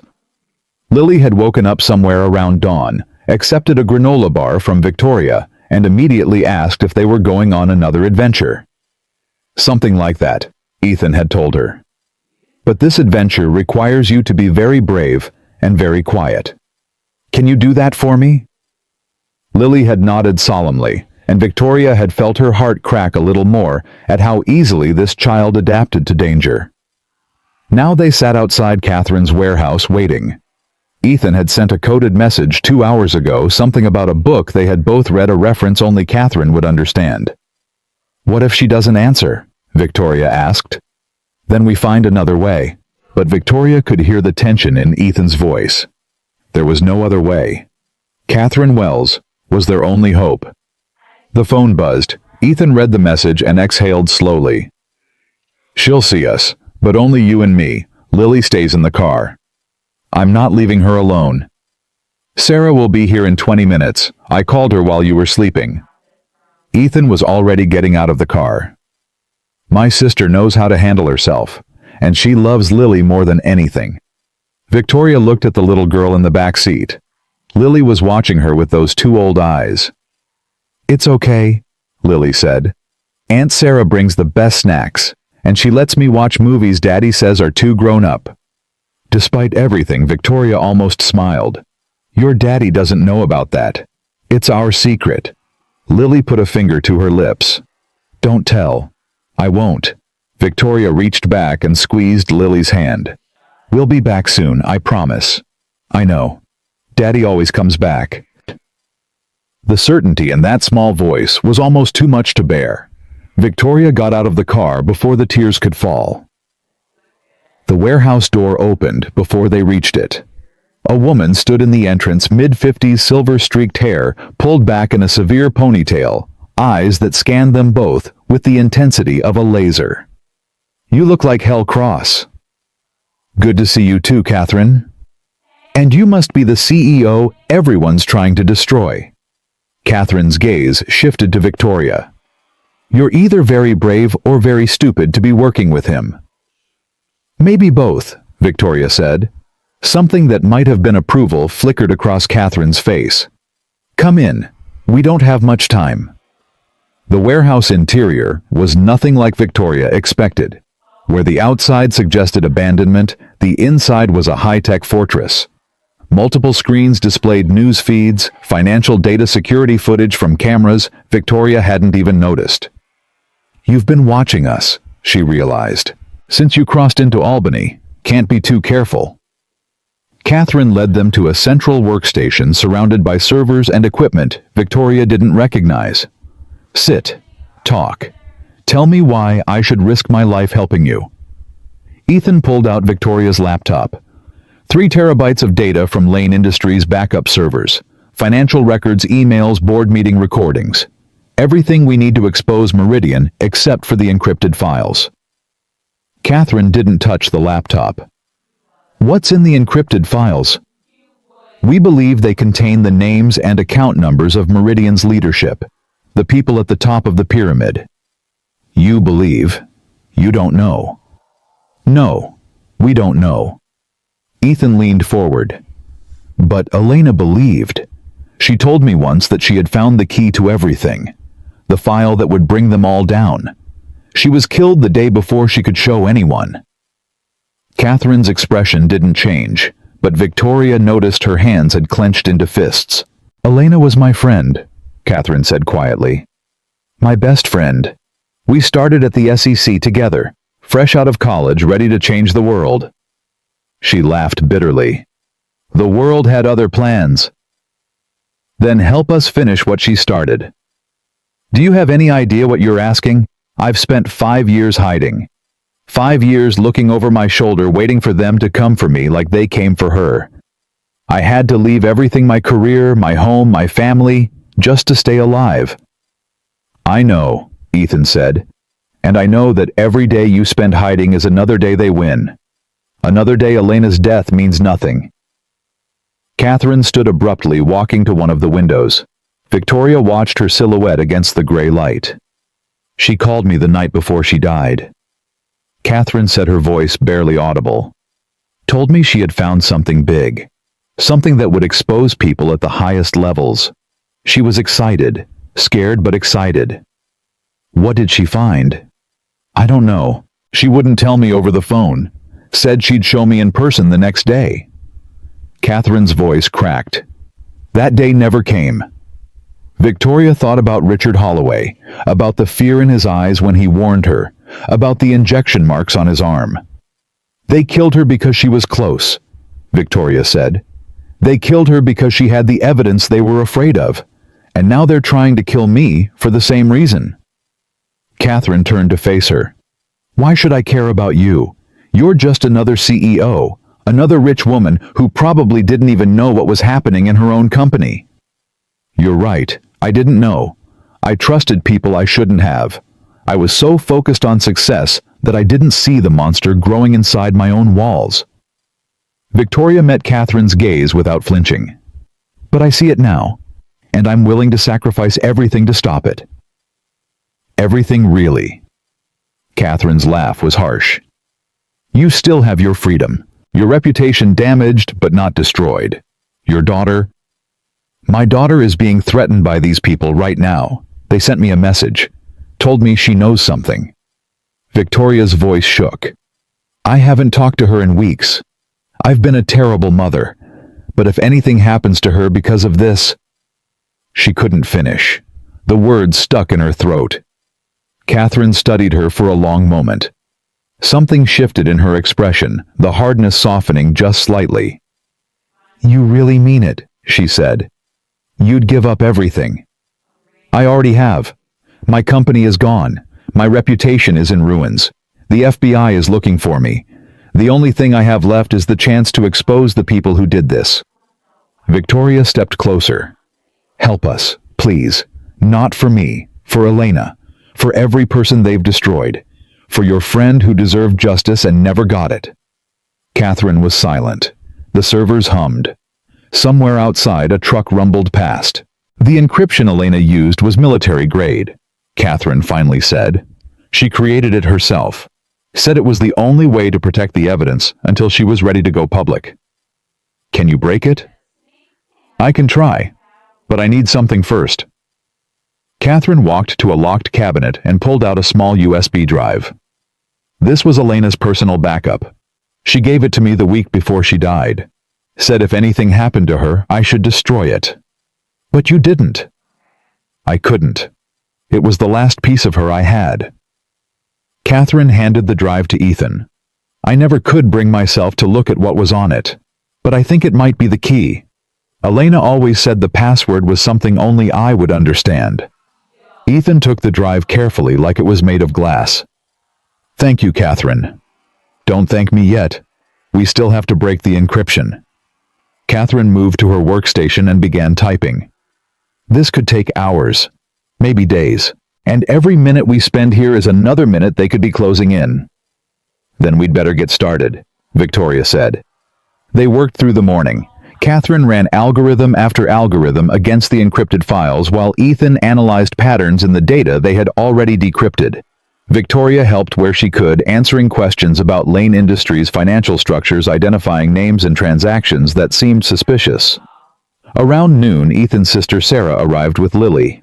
The little girl ran to her father and wrapped her arms around his neck. Aunt Sarah bought McDonald's, and she let me get a milkshake. Did she now?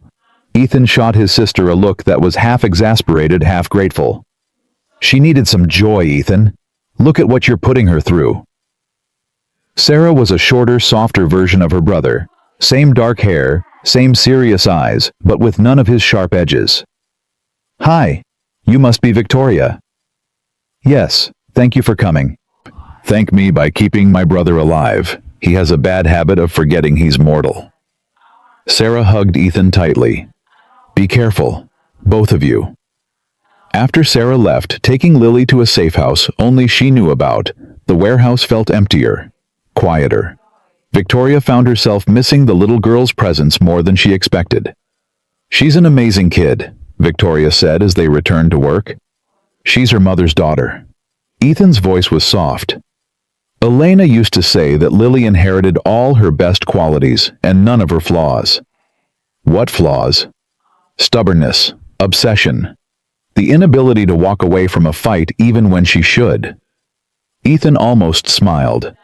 Elena never knew when to quit. It's what made her brilliant at her job. And it's what got her killed. Victoria wanted to say something comforting, something that would ease the pain she heard beneath his words. But before she could speak, Catherine's voice cut through the silence. I found something. They gathered around her screen. Catherine was pointing at a line of code that meant nothing to Victoria. Elena's password. I finally figured it out. Catherine typed rapidly. It's not a word. It's a date. November 15th, 2019. What happened on November 15th? Victoria asked. That's the day we both testified before Congress about financial reform. We were terrified, but we did it anyway. Catherine's eyes were bright with unshed tears. Afterward, Elena said it was the proudest moment of her career, the day she felt like she was actually making a difference. She hit enter. The screen changed. Files began to decrypt one after another, flooding the display with names and numbers and documents that made Victoria's breath catch. Oh my God, Catherine whispered. Victoria stared at the screen. Names she recognized: senators, CEOs, judges, law enforcement officials, all of them connected to Meridian Capital through a web of shell companies and offshore accounts. But that wasn't what made her blood run cold. That's the Secretary of the Treasury, she said, pointing at one name. And that's the Director of the FBI. And that's the current President's Chief of Staff. Ethan's voice was flat. Elena found evidence of corruption at the highest levels of government. No wonder they killed her. Catherine was scrolling through the files, her face pale. This is everything. Every payment, every bribe, every person they've compromised. It goes back 20 years. Victoria felt the weight of what they had discovered pressing down on her. This wasn't just corporate fraud. This was a shadow government, a network of corrupt officials and powerful business people who controlled everything from the shadows. If we release this, she started. If we release this, they'll try to discredit us immediately. Ethan interrupted. Say the evidence is fabricated, that we're conspiracy theorists or criminals or Russian agents. Then how do we make people believe? Catherine turned to face them. We don't just release the evidence. We release it everywhere all at once to every major news outlet in the world. We make it impossible to suppress, impossible to spin. Brennan, Victoria realized. Daniel Brennan. He has contacts at every major newspaper and network. If anyone can coordinate a simultaneous release, I'll call him. Ethan was already reaching for his phone. But there's something else we need to do first. What? Ethan looked at Victoria with an expression she couldn't read. You need to testify, publicly, on camera. Before we release any of this, we need you to tell your story, how you were framed, what you discovered, why you're risking everything to expose the truth. Why me? Why not you or Catherine? Because you're the victim everyone can relate to. A successful woman who built something from nothing only to have it stolen by corrupt men in suits. Ethan's voice softened. Your story is the human element, Victoria. Without it, this is just numbers and names. With it, it's a crusade. Victoria thought about what that would mean. Going public, showing her face, admitting to the world that she had been fooled, manipulated, destroyed. It would require her to be vulnerable, to be human, to be everything she had spent 15 years pretending she wasn't. Okay, she said. I'll do it. There's one more thing you need to do first. Ethan handed her a phone, a burner, untraceable. Call your daughter. Victoria stared at the phone. I thought you said it was too dangerous. I said it was dangerous to call from your own phone. This one is clean. They won't be able to trace it. Ethan's eyes met hers. You might not get another chance, Victoria. Say what you need to say. Victoria took the phone with trembling hands. She walked to a corner of the warehouse, away from Catherine and Ethan, away from the screens full of evidence and the weight of everything they were about to do. She dialed Sophia's number from memory. The phone rang once, twice, 3 times. Hello? Sophia's voice was cautious, suspicious. Sophia, it's Mom. Silence. Victoria could hear her daughter breathing. Mom, where are you? The FBI was here. They were asking questions about you. The news is saying, I know what the news is saying. It's not true. None of it is true. Then why are you running? If you're innocent, why don't you just... Because the people who framed me are more powerful than you can imagine. They've killed people, Sophia. They've destroyed lives, and they threatened to hurt you to get to me. More silence. When Sophia spoke again, her voice was smaller, younger. Mom, I'm scared. Victoria felt tears streaming down her face. I know, baby. I'm scared too, but I need you to be brave for me. Can you do that? I think so. Good. I need you to listen carefully. There's a woman named Sarah Cross. She's going to contact you within the next few hours. She's going to bring you somewhere safe. You need to go with her. Okay. Don't tell anyone where you're going. Not your teachers, not your friends, no one. Who is Sarah Cross? How do you know her? Victoria looked at Ethan across the warehouse. He was watching her, his expression unreadable.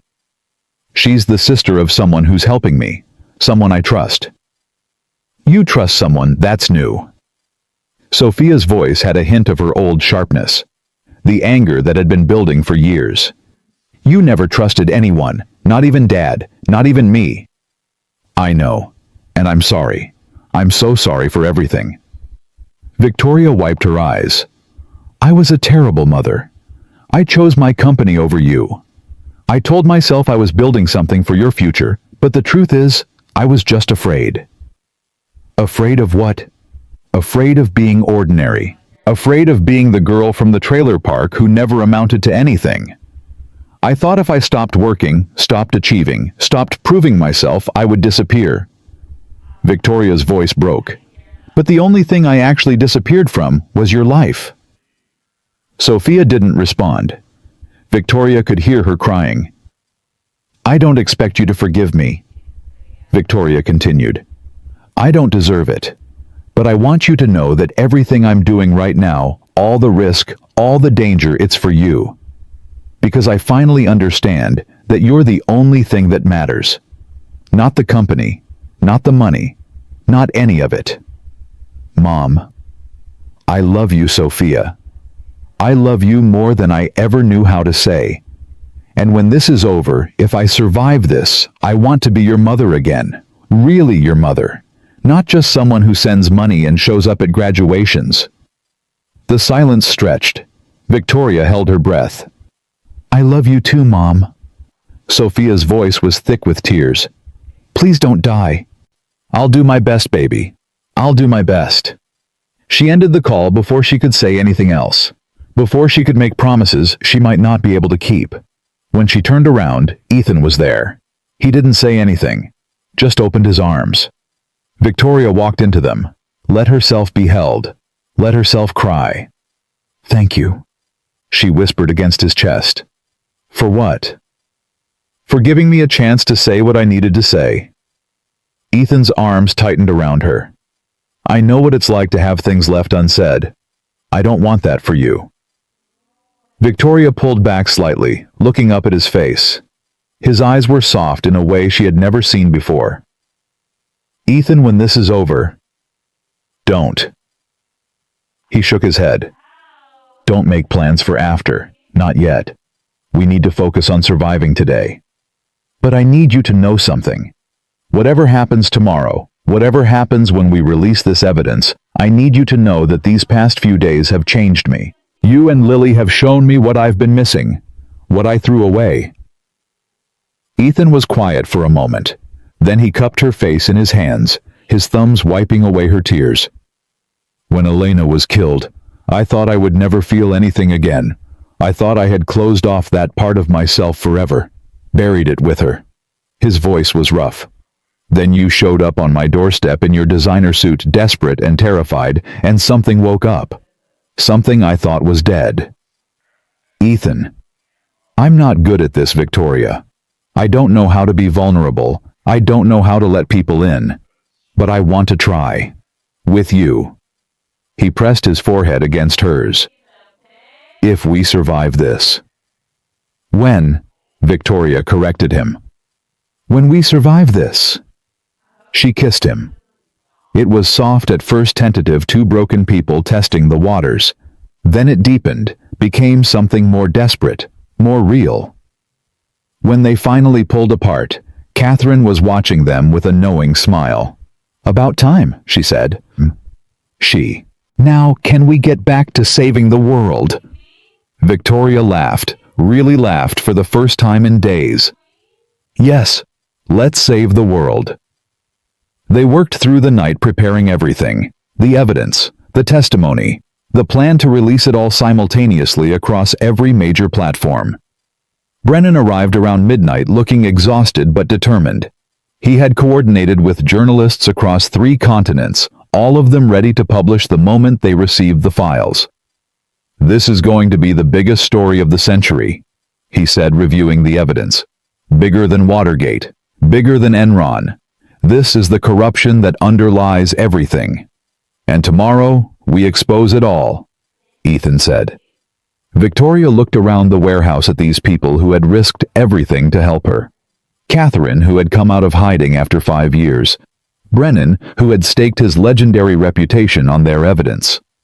Ethan, who had opened his heart after years of grief. She wasn't the same woman who had stood in her corner office 3 days ago, clutching an audit report and watching her world collapse. That woman had been afraid of losing her company, her reputation, her carefully constructed identity. This woman had already lost all of that, and she had found something better. Tomorrow, they would go to war against the most powerful people in the world. Tomorrow, they would risk everything on the hope that truth still mattered. But tonight, Victoria allowed herself one moment of peace, one moment of hope. She walked to the window and looked out at the dark sky. Somewhere out there, Sophia was waiting. Lily was safe with Sarah, and the evidence that would change everything was ready to be released. "You ready for tomorrow?" Ethan asked, coming to stand beside her. Victoria took his hand. "I've been ready my whole life," she said. "I just didn't know it until now." The morning came too fast, and not fast enough. Victoria stood in front of a mirror in Catherine's warehouse, staring at a woman she barely recognized. No designer suit, no perfect makeup, no armor of any kind. Just a simple blouse, dark slacks, and eyes that held more truth than she had shown the world in 15 years. "You ready?" Ethan asked from the doorway. "No." Victoria turned to face him. "But I'm going to do it anyway." Brennan had arranged everything. A press conference at the National Press Club in Washington, D.C. Every major network would be there. Every newspaper, every journalist who had ever dreamed of breaking the story of the century. Victoria would tell her story first. Then Brennan would release the evidence simultaneously to outlets across the globe. By the time Meridian realized what was happening, it would be too late to stop it. That was the plan anyway. "They're going to try to stop us," Catherine said, joining them.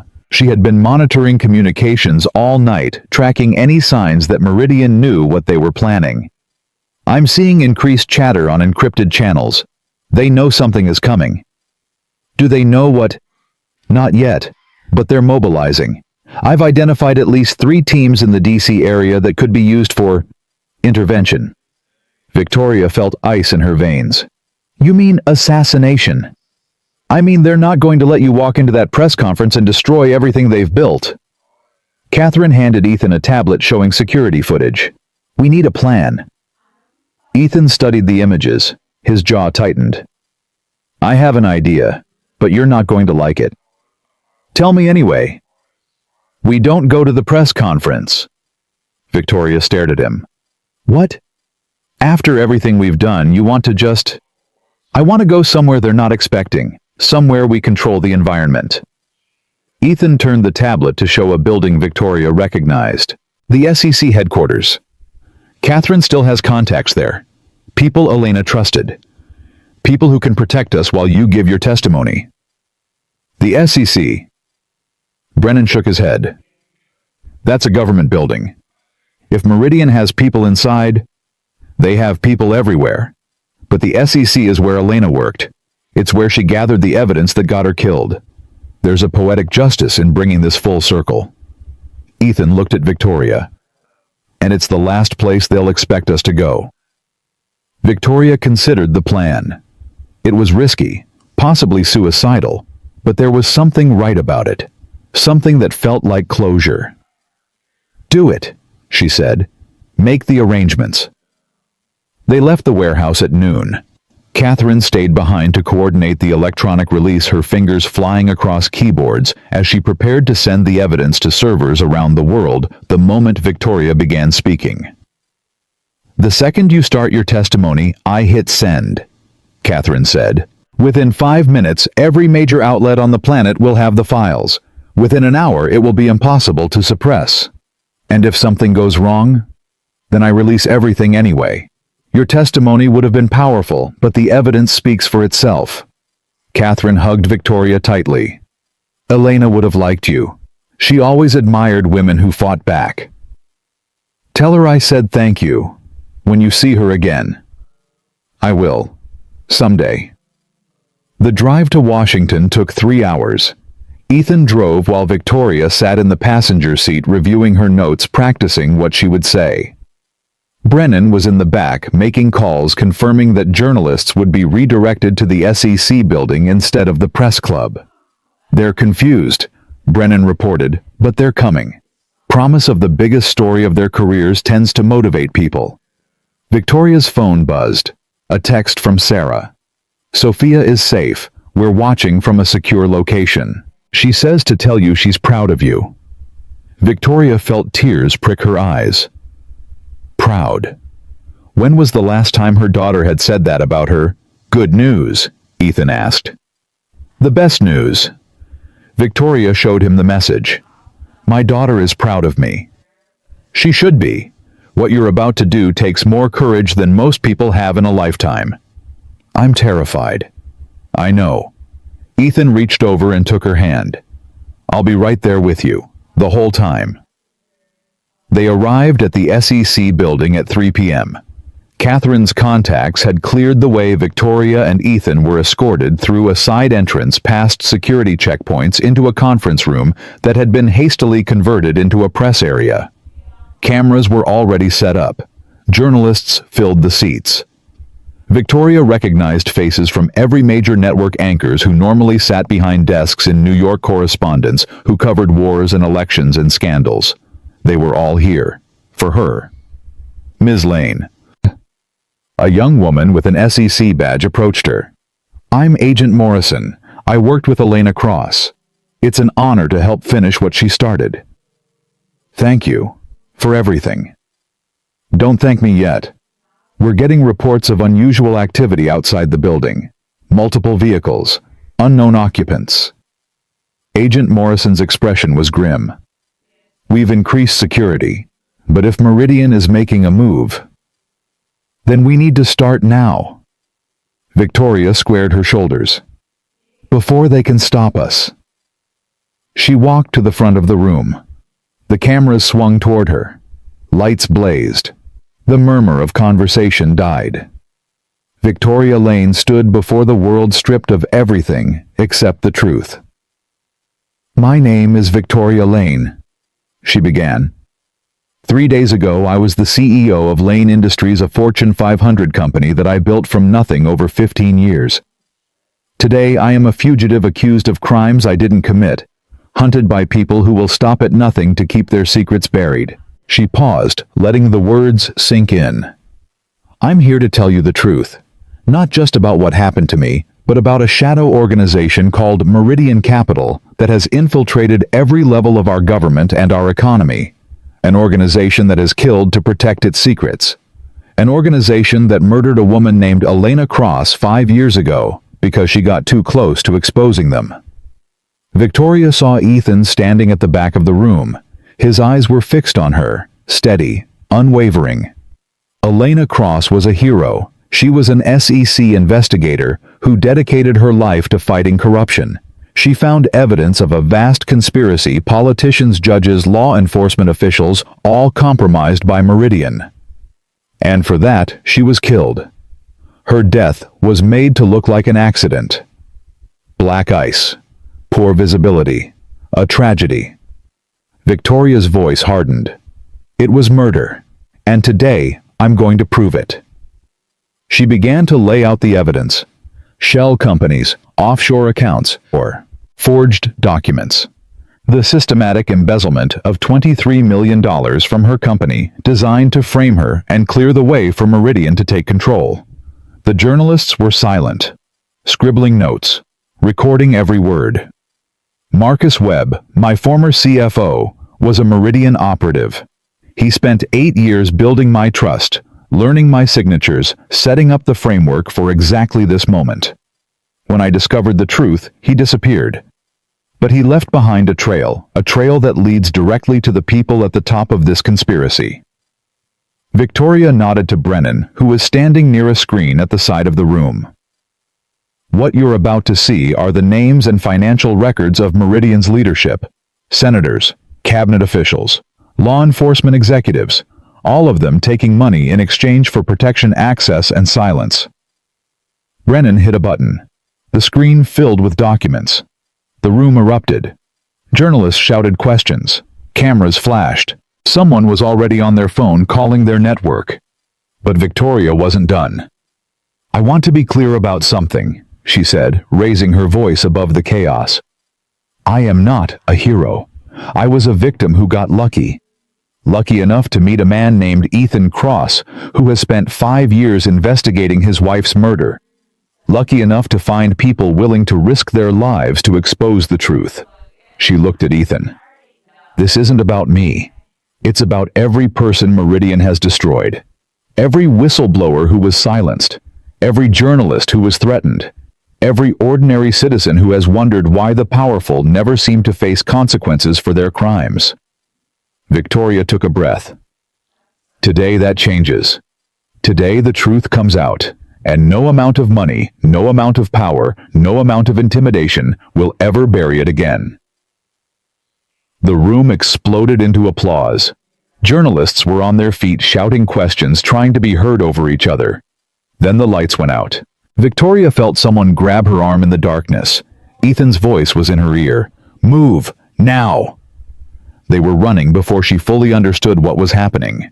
Emergency lights flickered on, casting everything in red. Victoria could hear shouts, screams, the sound of breaking glass. They're inside, Agent Morrison said, appearing beside them with a weapon drawn. Multiple hostiles. We need to get you out of here. The evidence. Catherine released it the moment you started speaking. It's already spreading across the internet. They can't stop it now. Victoria felt a surge of relief. Whatever happened next, the truth was out. Nothing could change that.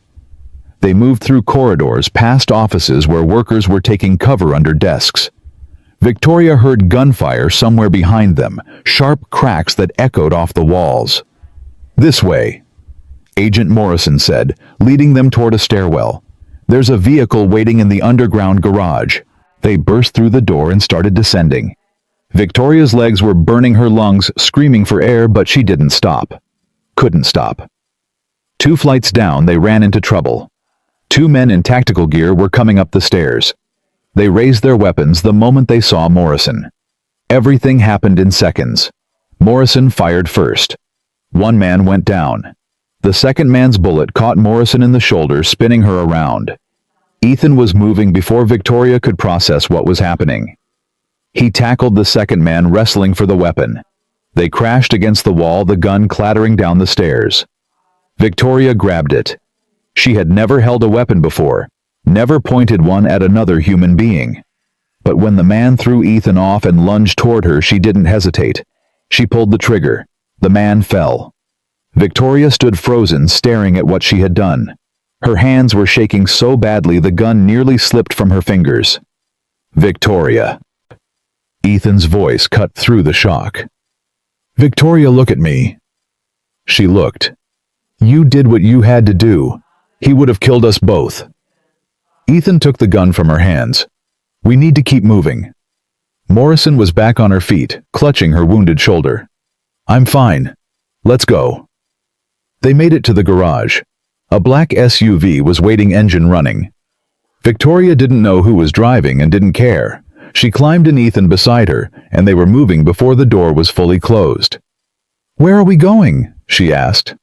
"Safe house. FBI is already rounding up Meridian's people based on the evidence you released."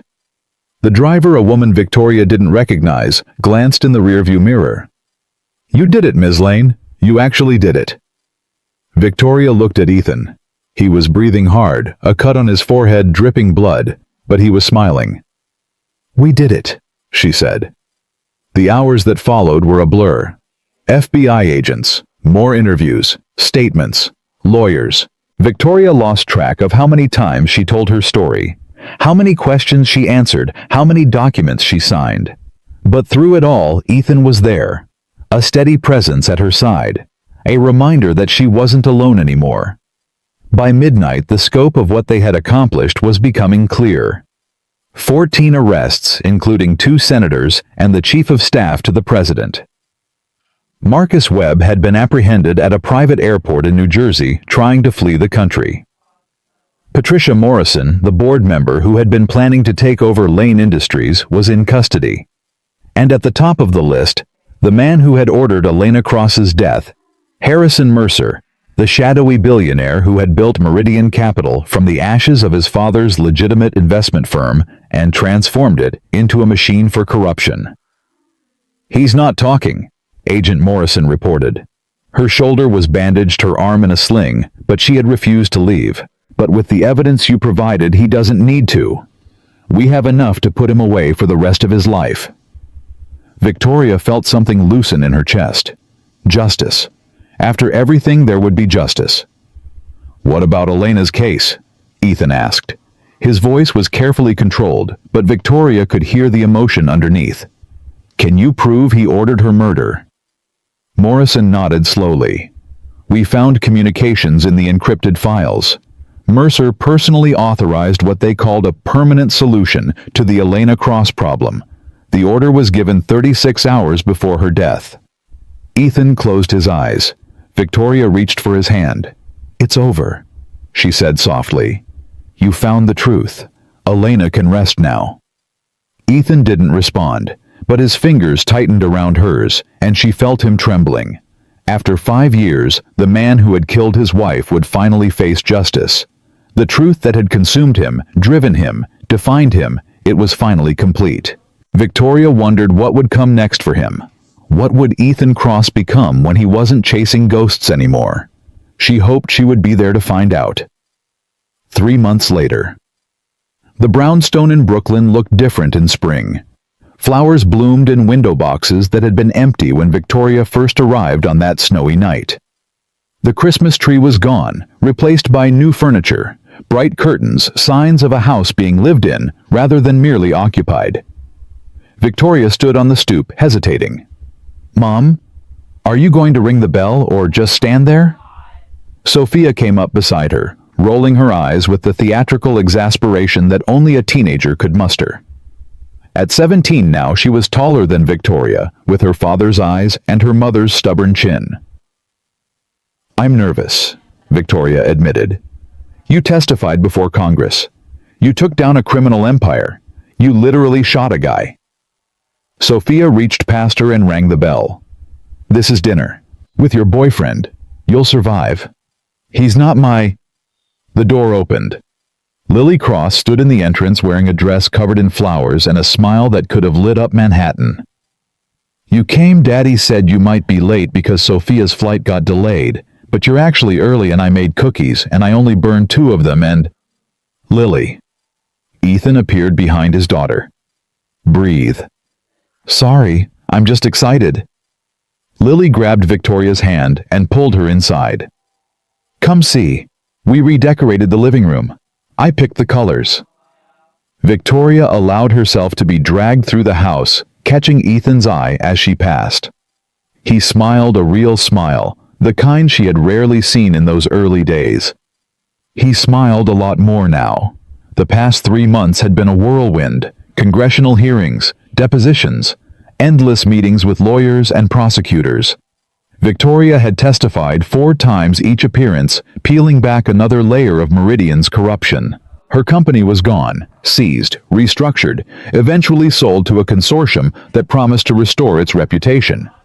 Victoria had received nothing from the sale. Everything she had built for 15 years, erased. But she had gained something else. She had gained Sophia.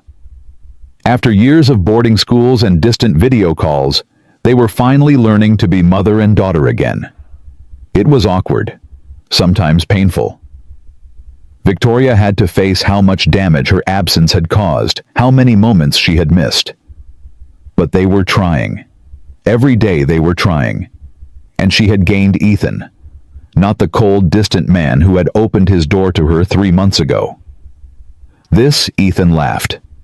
This Ethan took Lily to movies and made breakfast on Sunday mornings, and sometimes pulled Victoria close for no reason other than wanting to feel her near him. He was healing. They both were.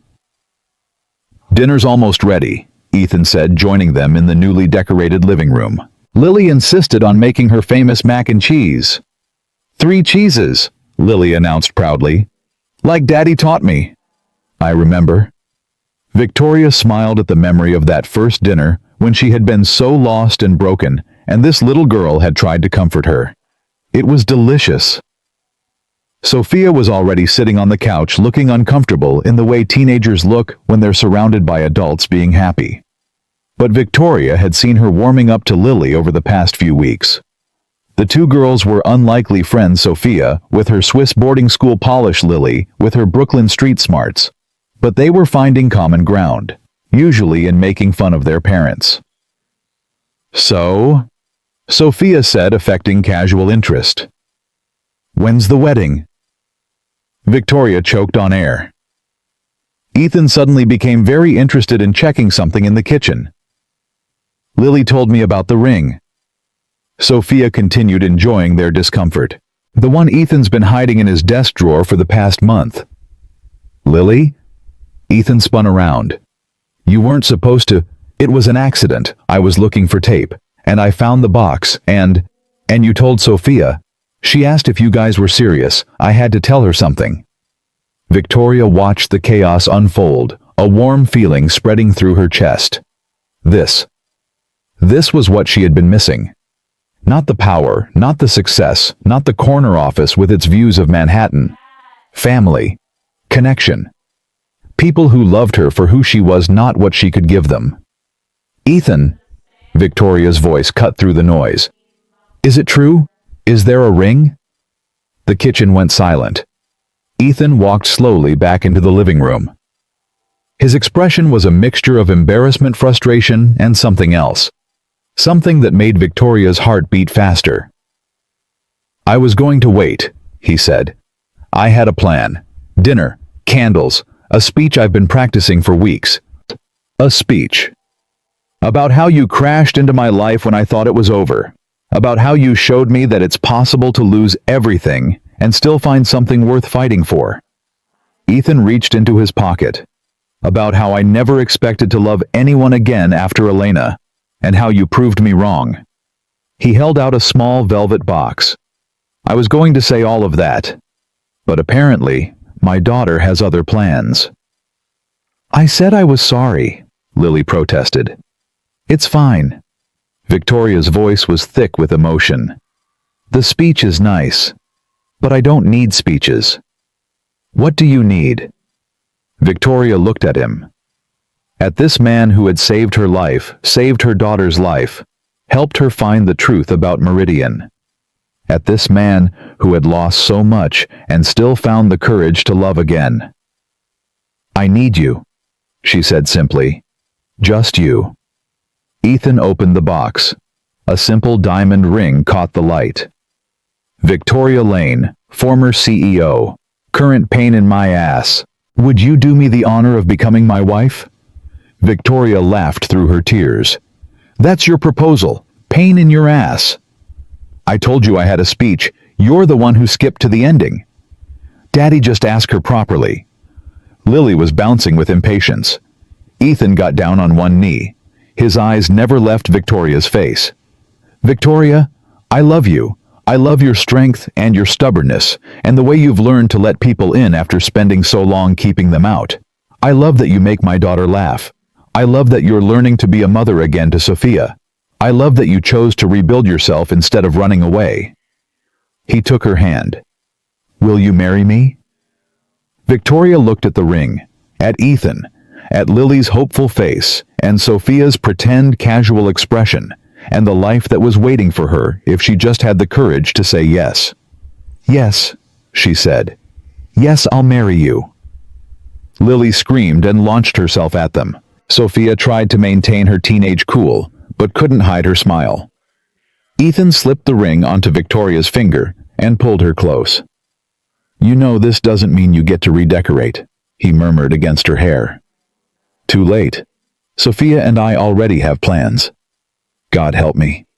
They kissed while the girls made gagging noises and pretended to be disgusted. It was perfect.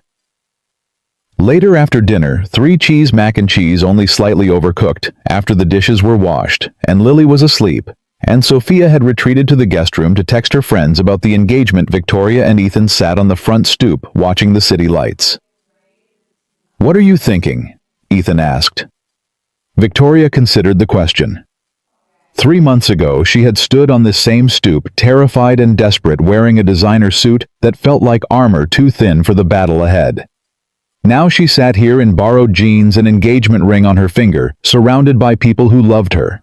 "I'm thinking about second chances," she said finally. "About how I almost missed mine." "What do you mean?"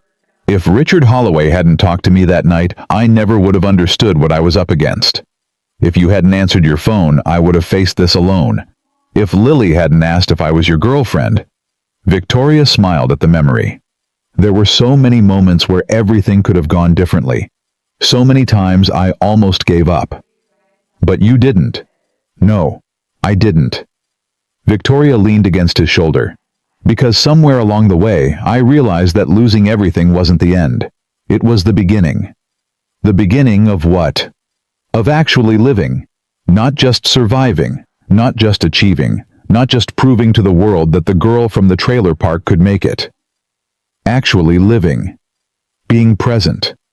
Being real." Victoria looked at him. "Being loved." Ethan pulled her closer. "Elena would have liked you," he said quietly. "She always said I needed someone who could challenge me, someone who wouldn't let me disappear into my work. I'll try to live up to that. You already do." They sat in comfortable silence as the city hummed around them. Somewhere a dog barked. A car horn honked. A plane traced its lights across the sky, carrying people to destinations Victoria would never know. "What happens now?" she asked. "Now we build something new, together." Ethan kissed her forehead. "A family. A future. A life that neither of us expected, but both of us deserve." Victoria thought about the road ahead. There would be challenges. More trials as Meridian's members faced justice. More headlines as the full scope of the conspiracy continued to unravel. More moments where the past would try to drag her back into darkness. But she wouldn't face any of it alone. She had Ethan. She had Lily. She had Sophia. She had a chance to become the mother, the partner, the person she had always been too afraid to be. And for the first time in 15 years, Victoria Lane wasn't afraid of the future. She was ready for it. The next morning, Victoria woke to the smell of coffee and the sound of Lily's laughter drifting up from the kitchen. Sophia was already downstairs helping Ethan make pancakes and pretending to be annoyed by Lily's constant chatter. Victoria stood at the top of the stairs watching them. Her family. The word felt strange and wonderful and terrifying all at once. She had spent so long running from connection, so long building walls to protect herself from pain. Now those walls were gone, and what remained was something raw and vulnerable and impossibly precious. "Mom?"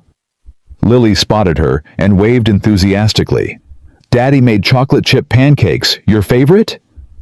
Victoria smiled. "How did you know they're my favorite?" "Sophia told me.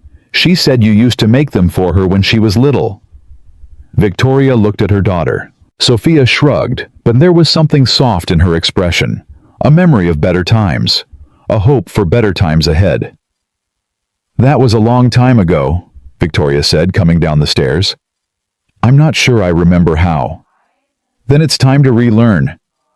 Ethan handed her a spatula. "Lily will supervise." "I'm very good at supervising," Lily confirmed. They made pancakes together. Sophia showed Victoria how to flip them without making a mess. Lily added exactly 7 chocolate chips to each one she had counted. Ethan stood back and watched a quiet contentment on his face that made Victoria's heart ache with gratitude. This was what she had been fighting for all along. Not the company, not the money, not the power or the prestige or the corner office with its breathtaking views. This messy, imperfect, beautiful thing called family. After breakfast, Ethan's phone rang. He glanced at the screen and his expression shifted. "It's Brennan. He wants to know if you're available for an interview." Another one. Last one, he promises. A retrospective piece. How the woman who lost everything found something better. Victoria thought about it. More cameras, more questions, more reliving of the worst and best moments of her life. But also an opportunity. A chance to tell her story one final time. To put a proper ending on the chapter of her life that had begun with an audit report and ended with an engagement ring. "Tell him I'll do it," she said. "But I have conditions." "What conditions?" Victoria looked around the kitchen.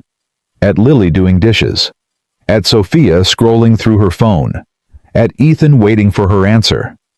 "I want you there. All of you. I want the world to see that this story isn't just about taking down criminals. It's about what comes after. What we build when we stop running and start living." Ethan smiled. "I think that can be arranged." The interview aired 2 weeks later. Brennan had done what he promised, a retrospective piece that captured not just the scandal, but the redemption. Victoria told her story one final time with Ethan beside her and their daughters watching from across the room. "What's next for you?" Brennan asked as they wrapped up. Victoria considered the question. There had been offers, book deals, speaking engagements, a proposal to return to the business world to rebuild what she had lost. But that wasn't what she wanted anymore. "I'm starting a foundation," she said, "for whistleblowers and fraud victims. People who are targeted for telling the truth. People like Elena Cross who pay with their lives for standing up to corruption." "The Elena Cross Foundation," Brennan noted. "That's a powerful legacy." "It's the least I can do. Elena died trying to expose the truth. Her work made my survival possible. Now it's my job to make sure her sacrifice meant something." Victoria looked at Ethan. He was watching her with an expression of pure love. "And personally," Brennan pressed. "Any plans for the future?" Victoria smiled. "I'm getting married. I'm learning to be a mother again. I'm building a life that isn't defined by how much I achieve or how many people I impress." She took Ethan's hand. "I'm learning that the most powerful thing you can do is let yourself be loved." The interview ended. The cameras stopped rolling. Brennan shook their hands and promised to send them a copy of the final edit. And then it was over. The scandal, the investigation, the trials and hearings, and endless aftermath. All of it finally completely over. Victoria walked out of the studio into a spring afternoon that smelled like possibility. Ethan was beside her. Sophia and Lily were already arguing about where to get lunch. She had lost everything she thought mattered, and she had found everything that actually did. The girl from the trailer park in rural Ohio had become a Fortune 500 CEO, had been framed for crimes she didn't commit, had helped expose one of the largest corruption scandals in American history. But none of that was who she really was. Who she really was stood in the sunshine, surrounded by the family she had chosen and been chosen by, ready to build a future she had never imagined possible. Victoria Lane was finally home, and she was never running again.